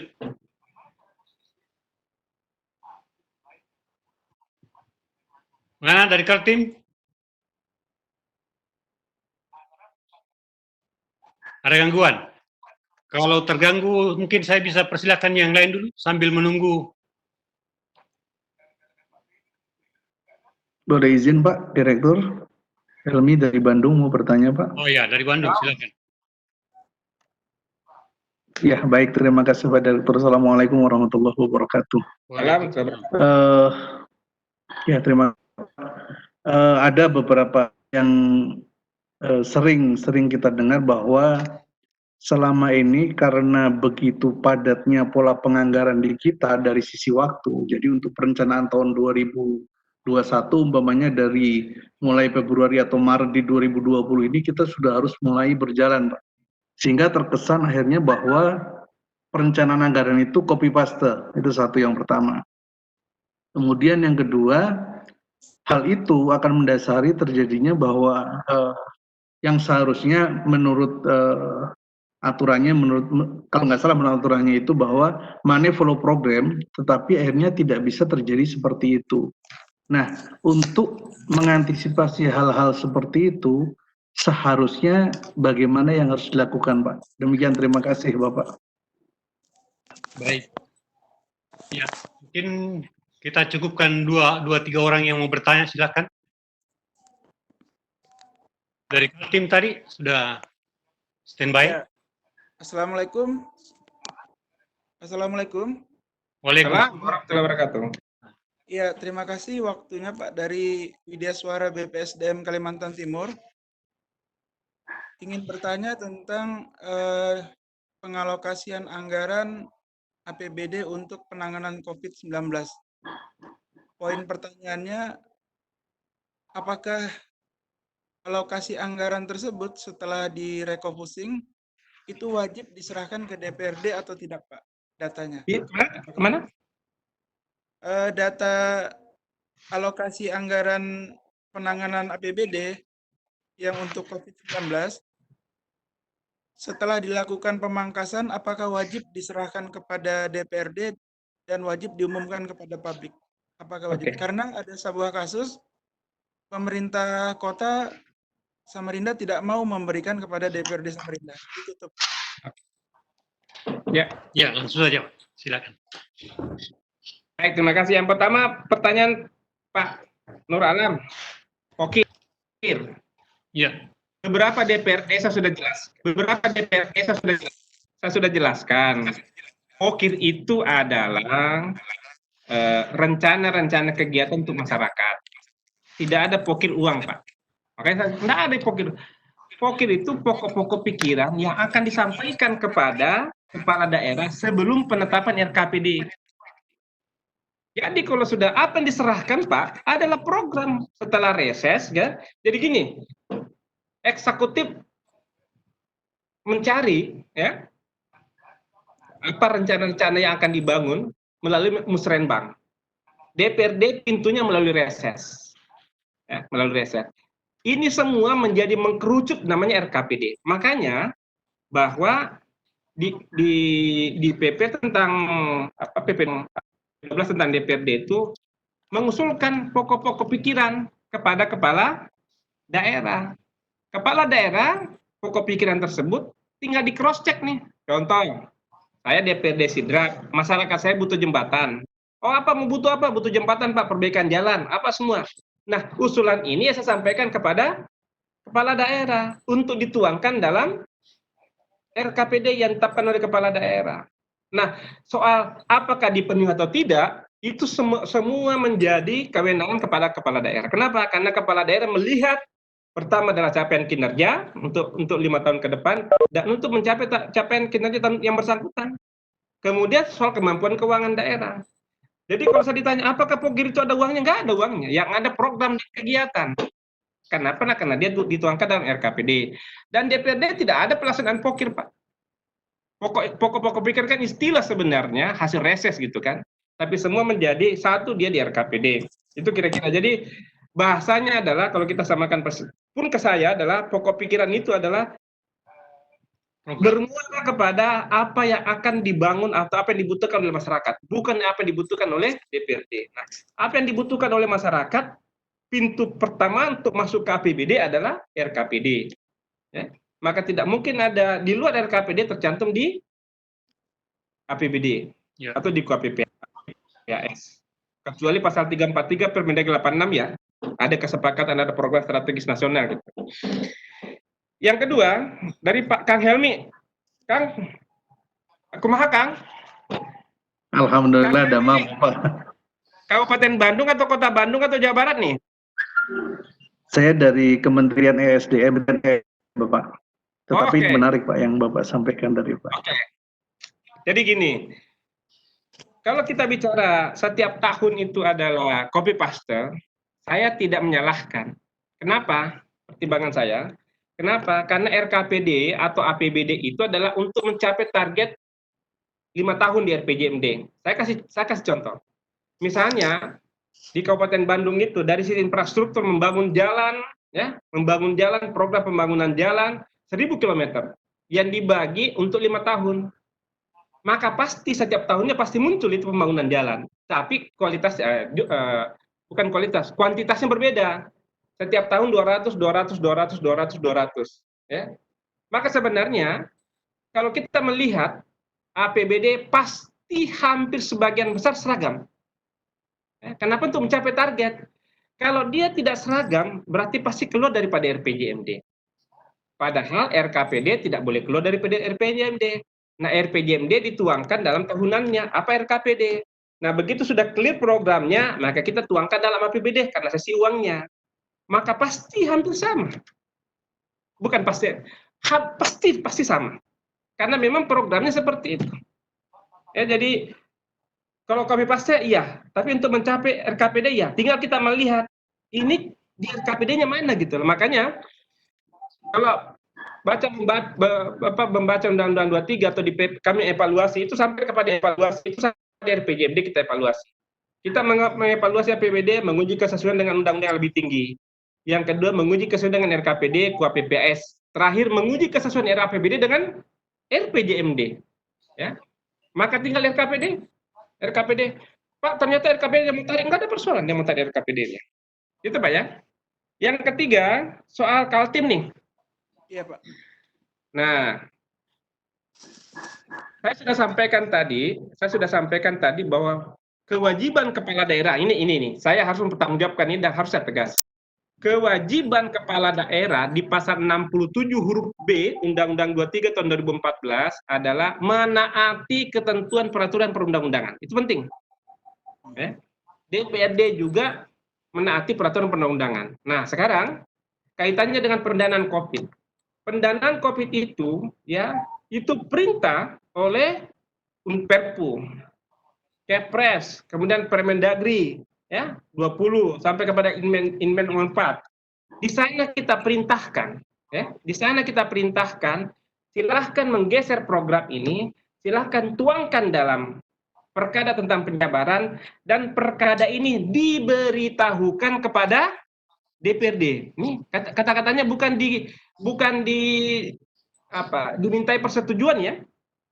Bahasanya adalah diberitahukan kepada pimpinan DPRD. Ini perintah, Pak. Ini perintah undang-undang yang kita terjemahkan dalam Kepres, kita terjemahkan dalam Inmen, kita terjemahkan dalam SKB, bahwa penyesuaian anggaran oleh kepala daerah, ya kan, dengan melakukan perubahan perkada. Dan perubahan perkada ini disampaikan kepada DPRD. Tolong sampaikan kepada kepala daerah tersebut Kenapa? Untuk segera menyampaikan, karena besok malam itu saya akan diskusi lagi dengan seluruh asosiasi ya. Siapa tahu ada perbedaan. Jawaban saya sama, bahwa itu diberitahukan, belum ada dikoordinasikan, belum ada kata-kata dikonsultasikan. Beda, dikonsultasikan sama diberitahukan dua hal yang berbeda. Diberitahukan Diminta wajib. persetujuan dua hal yang berbeda. Ini kewenangan kok. Ini nanti akan dituangkan dalam perda tentang perubahan sekitar bulan September nanti, Pak. Ya.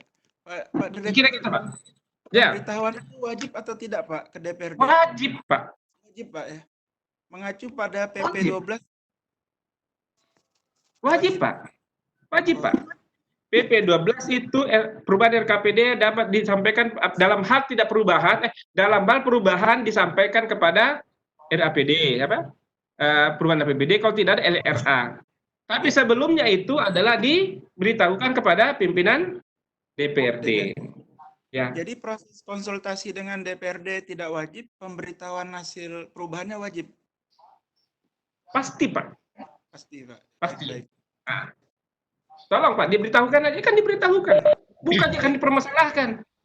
Iya. Oh, itu Cerbasin ya, apa? Samarinda, Pak. 350. Samarinda. 350. Tahun ini pilkada nggak ya? Bagaimana, Pak? Pilkada nggak tahun ini? Pilkada. Oke, saya bisa memahami. Ya, siap. Baik, makasih, Pak. Dilanjutkan. Silakan ke pimpinan. Silakan Pak Senior. Oke, ya saya serahkan kembali ke Pak Ilham ya. Pak Ilham, Ya, oke. sudah selesai. Saya ingin mengarahkan sedikit Tunggu dulu. sebetulnya. Pak Ilham. Halo? Pak Ilham. Bapak baru sholat asar. Baru. Ya, sudah selesai. Berapa rakaat? Berapa rakaat? Out of context. Oke, Pak Arsan, sebetulnya teman-teman ini untuk 1 jam 2 jam ini tidak cukup. Kalau sesuai kesediaan tadi Pak Arsan bahwa kedepannya kita bisa lanjutkan, saya ingin memperlihatkan sedikit sebetulnya yang muatan-muatan di Latim ini apa. Saya ingin share dulu sedikit supaya nanti ada pemahaman dari teman-teman sebetulnya apa yang mau disampaikan. Kelihatan Pak Arsan? Oke, kelihatan? Ya. Oke, jadi untuk bicara masalah di tingkat, oke, saya lihat dulu yang satunya. Oke, ini untuk materi. Nah, ini untuk materi di tingkatan administrator. Jadi yang nanti harus tuntas di teman-teman adalah pertama adalah ini urusan pemerintahan yang menjadi kewenangan organisasi, itu yang nanti mungkin bisa dijelaskan secara singkat saja dulu. Kemudian persoalan data makroekonomi ini, karena bicara masalah indikator ekonomi makro itu yang untuk menyusun APBD, ini mungkin untuk tingkatan teman-teman yang di istilahnya di tingkatan kepala bidang.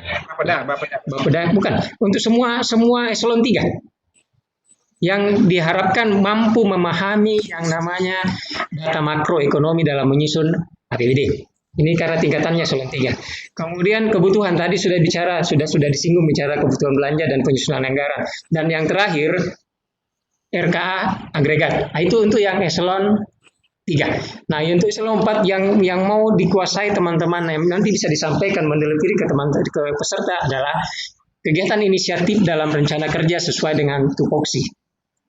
Nah, yang seperti Pak Ersan bilang tadi bahwa kepala dinas saja tidak paham. Nah, ini diharapkan teman-teman di eselon 3, eselon 4 itu paham tentang ini. Nah, untuk eselon 3-nya tingkatan kegiatan inisiatif dalam rencana kerja sesuai dengan tupoksi. Kemudian kebijakan umum anggaran dan platform anggaran serta PTAS. Itu yang mungkin nanti bisa dibahas secara ringkas saja dulu.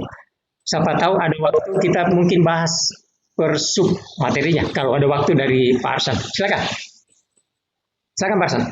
Pertama gini, saya mau koreksi dulu, itu huruf B itu kebijakan umum anggaran dan perencanaan plafon anggaran sementara. Ya. Itu tidak ada normanya itu. Tidak menemukan di manapun itu. Yang ada adalah kebijakan umum APBD. Ya, Ya, ini harus panjang ini. Boleh kebijakan umum anggaran nggak ada itu. ya. Kebijakan umum anggaran nggak ada itu. Nah ini saya kasih masukan lain ini karena perkalaan ini. Iya. Ya. Saya orang anggaran, nggak ada itu. Iya. Pak, Pak. Kebijakan umum anggaran bukan. Ini di pasal 1 angka 22 kebijakan umum APBD, Pak. Iya. Ini. Oke, itu dulu. Jadi begitu kita melihat, oh ini ada yang salah nih dalam Tapi sudah lama nih berlaku KUA PPS dari dulu itu istilah dipakai ya. Iya, Mm-mm. gua PPS, tapi menjelaskannya beda. Satu Ya. sekarang PPAS. Apa itu Oke. PPAS? Coba. Seakan-akan kesannya di sini perencanaan pelapor anggaran sementara. Bukan, Pak. PPAS itu prioritas dan pelapor anggaran sementara. Prioritas. Bukan perencanaan plafon. Bukan. Prioritas. Nah, itu makanya yang tadi kalau kita bicara seperti itu, maka pada saat pembahasannya ada prioritas. Pelaporan anggaran sementara, ada yang diprioritaskan dari semua perencanaan, ada yang diprioritaskan. Apa yang diprioritaskan? Ini. Nah, itu tertuang di mana itu? Tertuang di PPAS. Namanya prioritas pelaporan anggaran sementara. Pak, saya potong dulu Pak Arsan. Saya potong dulu. Kita mulai dari yang makro dulu. Ke sini dulu. Oke. Kita masuk ke sini dulu. Ke urusan pemerintahan sampai data makroekonomi. Oke, ini soal berapa nih? Eselon 3. Eselon 3. Tahu kebijakannya ini baru turun ke teknisnya. Nah, begitu kita bicara eselon 3 peserta kita eselon 3, harusnya dia memahami dia di mana. Organisasi apa dia? Dia harus menjelaskan. Ya. Berdasarkan organisasi apa dia, gitu kan? Tugas dan fungsi juga jelas. Kalau saya jangan kewenangan organisasi, Pak. Tidak ada dalam nomenklatur kewenangan organisasi. Yang ada tugas dan fungsi. Yang punya kewenangan itu hanya pejabat-pejabat. Pemegang kekuasaan pengelolaan keuangan daerah, dia punya kewenangan. Kalau ada masalah hukum, namanya penyalahgunaan kewenangan. Tidak ada penyalahgunaan kewenangan organisasi. Mana ada penyalahgunaan kewenangan organisasi? Mohon maaf ini. Halo? Ya, silakan. Nah, maksud saya ini perlu diluruskan. Silakan aja. Saya juga nanti bisa sampaikan kepada Ibu Prof. Nurlia Nurdin. Ya, kemarin saya sudah diskusi. Seperti ini tidak ada. Kalau kami ini melihatnya, ada persoalan seperti saya nanya. Coba jelaskan yang mana dimaksud dengan tugas dan pokok kewenangan organisasi. Yang ada tugas pokok SKPD. Ya. Tugas pokok, yang namanya tugas dan pokok kewenangan itu bukan organisasi. Tugas dan pokok itu adalah perannya PA sama PB. Nah, mungkin urusan pemerintahnya tugas pokok SKPD. Tugas pokok, Pak. Tugas pokok ada SKPD-nya. Tapi kalau kewenangannya tidak ada. Itu perlu kita koreksi. Nah, kalau kita mau masuk ke sana, berarti nanti ada dari Satpol PP gitu kan? Ada dari PMDS itu kan? Ya. Ada dari. Nah, semua ini adalah berujung untuk melaksanakan APBD semua. Kalau kita bicara tentang melaksanakan APBD. Nah, untuk melaksanakan APBD nanti ada RKA-nya. Begitu ada RKA-nya, ada rencana kerja dan anggarannya, ada program kegiatan di sana. Saya kasih contoh misalnya Dinas Perhubungan. Apa program kerjanya? Oh, membangun ini, menyiapkan ini. Itu di RKA itu. RKA SKPD ada pendapatan, ada belanja. Nah, di belanjanya nih kita cek nih. Oh, ini bagus banget ini Pak nih. Tapi kalimatnya harus kita susun dulu Pak nih. Jadi maksud saya ini WI seperti ini ilmu dasarnya harus kita perkuat. Jangan sampai nanti ditanya balik oleh peserta. Nah, itu kita kira-kira. Itu untuk A. Yang kedua, data makroekonomi kontribusi. Saya sih sebenarnya berpikiran ini sebenarnya lah isi uang. Kebijakan uang APBD. Yang namanya kebijakan umum APBD, Pak, itu bukan kerjaannya SKPD lain. Dia kerjanya badan perencana gitu loh.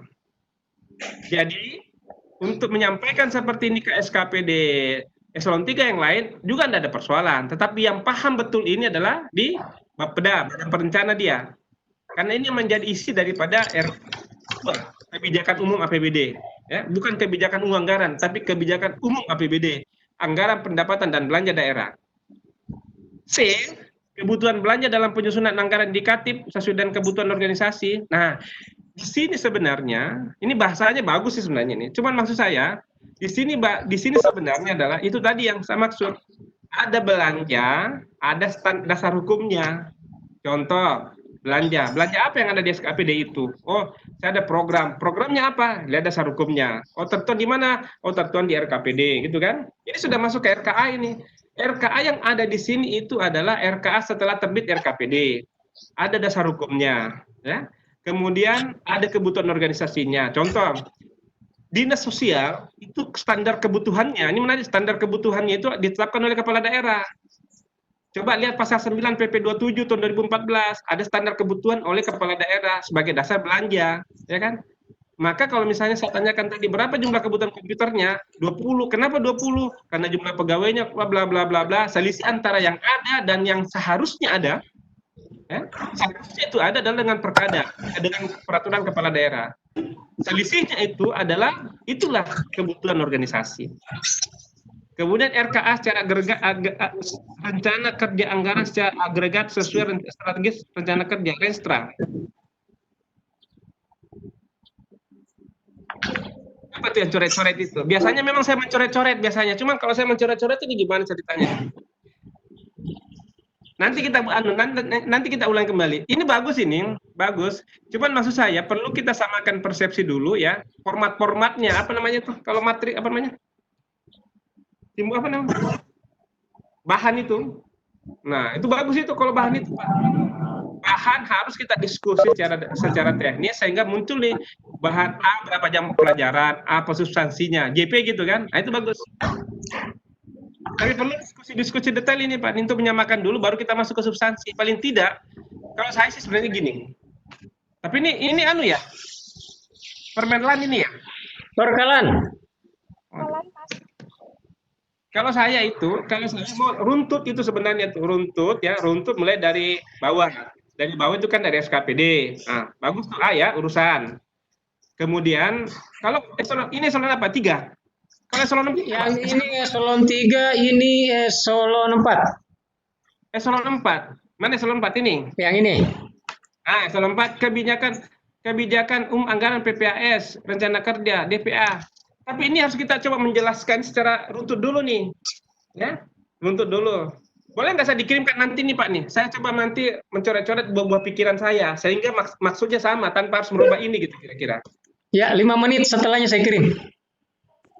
Terlalu lama Pak. Memang 5 menit itu pakai apa gitu. Maksud saya aduh. Yang draftnya gitu kira-kira. Oke, ini bagus ini. Ini sangat apa namanya? Sangat teknis ya. Sangat teknis dan kemungkinan besar Pak pesertanya nanti itu adalah orang yang teknis gitu kira-kira. Nah, karena orang teknis diperhadapkan dengan WI, jangan sampai WI-nya ditanya teknis malah wah itu gimana ya? Nah itu jangan sampai tuh. Apalagi kalau sudah diskusi sama saya kan harusnya setelah diskusi sama saya pertanyaan teknis bisa dijawab dengan teknis. Nah itu baru mantap. Oke Pak Dir. Siap. Ya kan tadi sudah ada bayangan bahwa Pak Arsan ini siap untuk mendampingi teman-teman WI yang baik yang sudah berpengalaman, bahkan ada yang belum. Di ruangan ini ada yang sama sekali belum pernah bersentuhan dengan urusan ini. Oh ya. Ada sama sekali. Tadi ada yang sampaikan ke saya, Pak, saya belum ini, Pak. Oke, enggak apa-apa, ikut saya dulu karena kita masih penjelasan secara umum dulu. Nanti kita kupas satu-satu masuk ke sub-sub materi pokok. Makanya saya gambarkan ini supaya ada gambaran sama Pak Arsan nanti ini bahwa oh ini teman-teman yang harus kuasai ketika nanti akan berhadapan dengan peserta. Kalau ada waktu nanti Pak mungkin kita bisa kupas satu persatu. Pak Ilham. Siap. Izin, boleh nggak kita diskusinya itu kita bagi? Ya.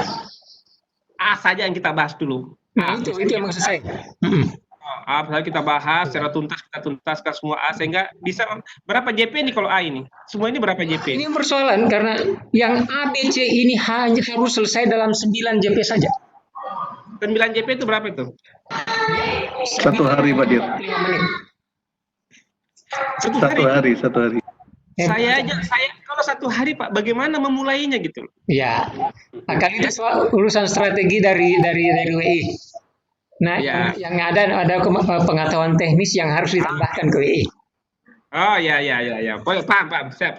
Nggak apa-apa. Saya setuju nih, bagus ini. Tapi maksud saya harusnya mereka nyampe pulang itu sudah ada bayangannya. Saya setuju nih, sudah ada bayangannya bagaimana menjadi pejabat di SKPD. Nah, itu dia. Bagaimana menjadi pejabat di SKPD.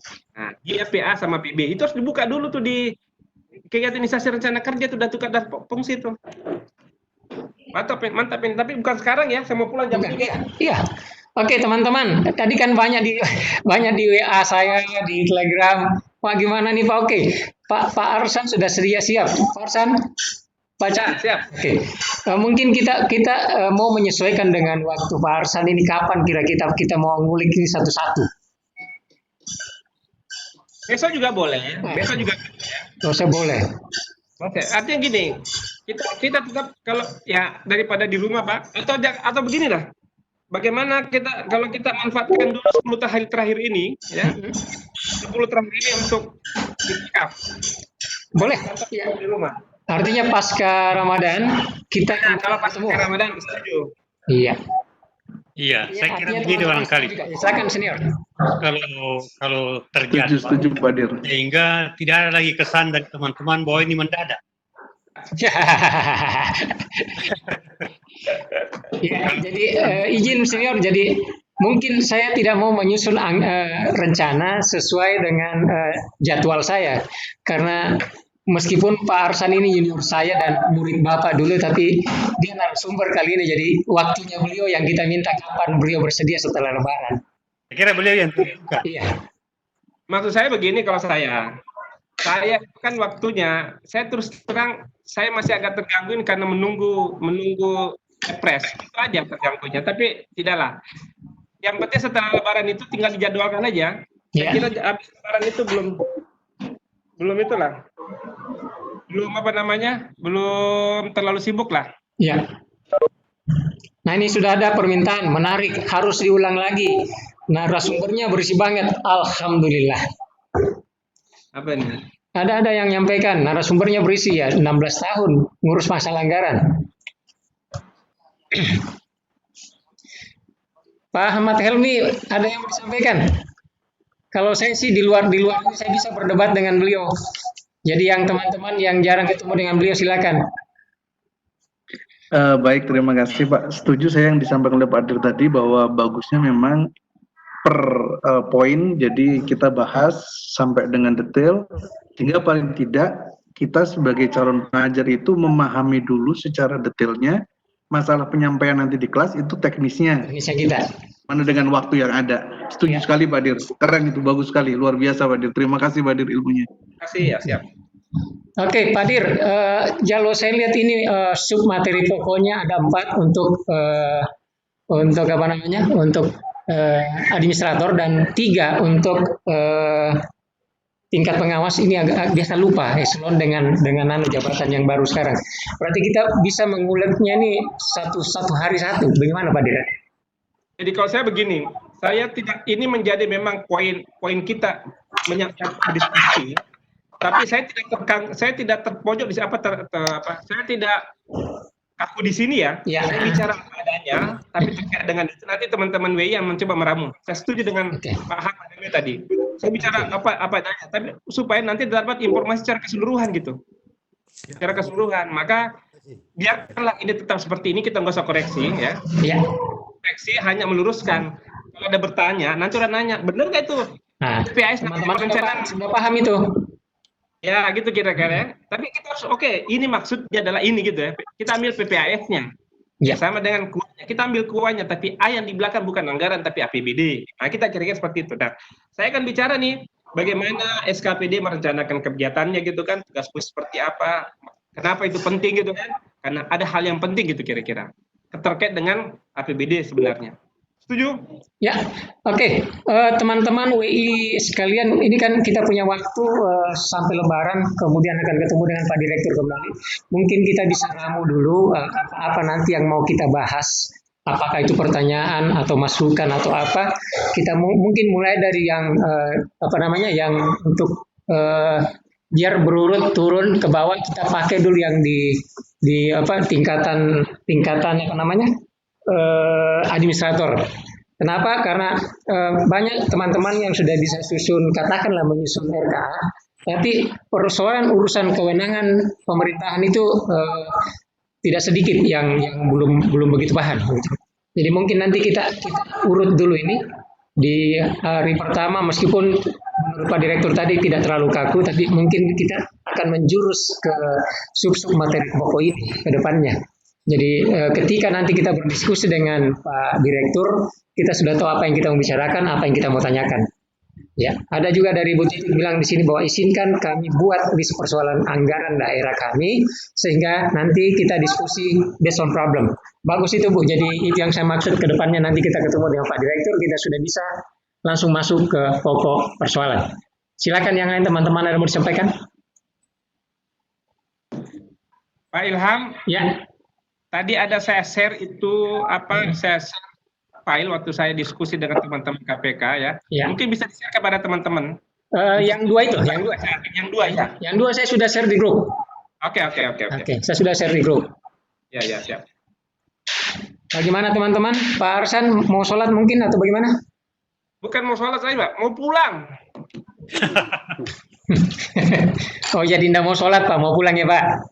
Enggak, sholat dulu pasti mau Sholat pulang. dulu, baru pulang. Nanti kalau saya sudah mau sholat, habis sholat diajak lagi saya gabung. Oke. Gitu. Oh gitu. Tergantung kesepakatan teman-teman saja. Tergantung Bapak lah. Oh, enggak, saya tidak mau jadi apa namanya? Intinya kesiapan teman-teman, kalau mau lanjut, tapi kita kasih waktu Pak Direktur dulu guys. Tapi kan waktu Indonesia bagian timur dengan bagian tengah itu sudah mendekati maghrib, itu persoalan. Pak Direktur mau pulang. Oke, masih ada pertanyaan Ibu? Kayaknya suaranya Ibu Hamdana ini. Ada yang mau ditanyakan Ibu Hamdana? Udah mau pulang. Siap. Oke, saya kira cukup dulu Pak Direktur. Pak Direktur? Ya. Iya. Closing statement saja. Apa yang mau disimpulkan dulu untuk pertemuan kali ini? Saya tuh kalau closing statement saya ingat waktu saya SMA. Iya. SMA kelas 2, SMA 2 itu saya perempuan, dan itu sekaligus closing statement saya. Apa itu? Lagunya Stevie Wonder. I just call to say I love you. Begini teman-teman sekalian, saya terus terang berbangga dan berbahagia pada hari ini. Ya, pertama, saya tadi berpikir nih kalau saya dimintai diskusi gitu loh. Ya, kan tidak mungkin saya menawarkan berdiskusi, saya minta diskusi. Nah, prinsip kita kalau dimintai berdiskusi, kenapa mesti berat gitu? Menyampaikan sesuatu bukan menjadi kita lupa, menjadi paham kita. Seandainya Pak Ilham minta uang dan saya ada duit, saya kasih. Tapi karena saat ini masih COVID gitu kan, maka hanya ini yang bisa kita lakukan. Maksud saya adalah jangan pernah merasa sungkan terhadap saya, ya. Kita semua, saya kan sudah menjadi bagian daripada Indonesia, saya di Kemendagri, maka saya tidak boleh pelit hanya kepada satu daerah. Siapa saja yang meminta. Makanya kalau saya berpendapat, pasti di tempat yang lain sama pemahamannya. Kenapa? Supaya tidak ada yang berbeda gitu loh. Nanti mau diadu sama pemahamannya. Maksud saya, grup ini atau wadah ini, saya kira saya terpanggil, apalagi substansi soal anggaran, maka saya selaku Direktur Perencanaan Anggaran Daerah terpanggil untuk memberikan yang terbaik apa yang saya pahami berdasarkan aturan untuk kita samakan persepsi. Ya, jangan sampai nanti suatu peserta BI yang kita sudah diskusi menjadi bagian daripada ini ditanyakan oleh teman-teman, Pak kata begini dan Bapak sudah diskusi seperti ini, kacau. Artinya mari kita coba bersama-sama menyampaikan sesuatu yang benar dan berdasarkan ketentuan peraturan perundang-undangan. Dan saya siap, sekali lagi, saya siap dengan catatan kita jadwalkan. Misalnya besok ya Pak, besok paling tidak 1 hari sebelumnya.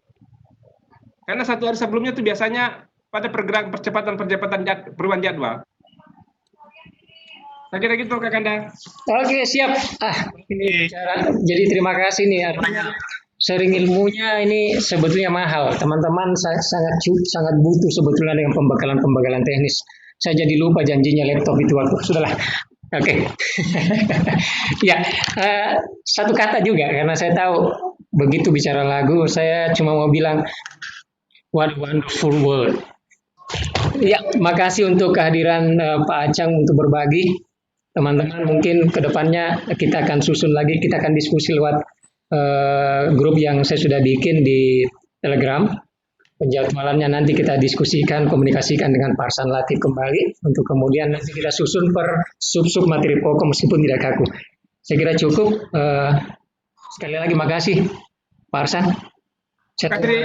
Oke. Assalamualaikum warahmatullahi wabarakatuh. Terima kasih Pak Direktur, luar biasa. Terima kasih Pak. Terima kasih Pak. Terima kasih Pak Direktur. Terima kasih Pak. Terima kasih Pak. Terima kasih. Terima kasih Pak Direktur. Oke, assalamualaikum.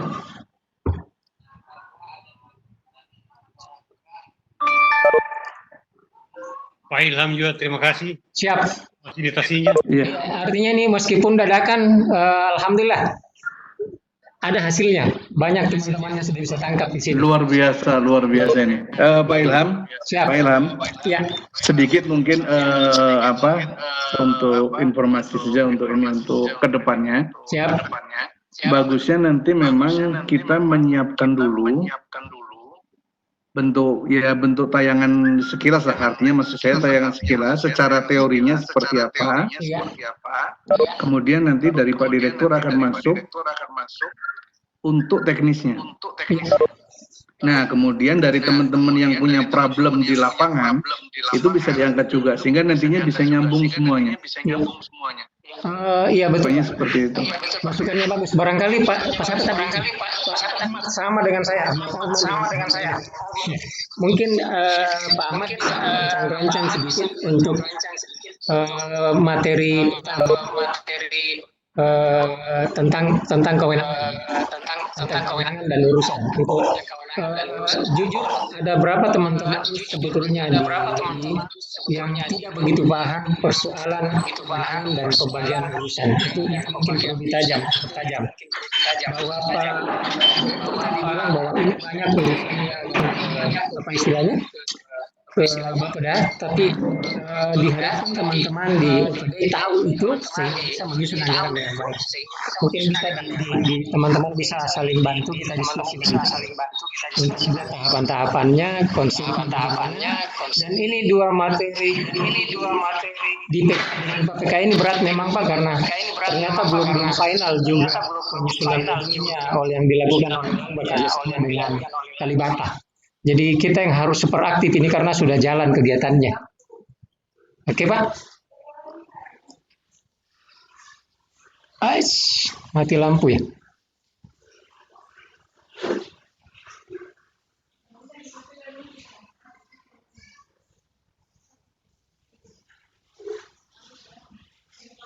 Mati lampu.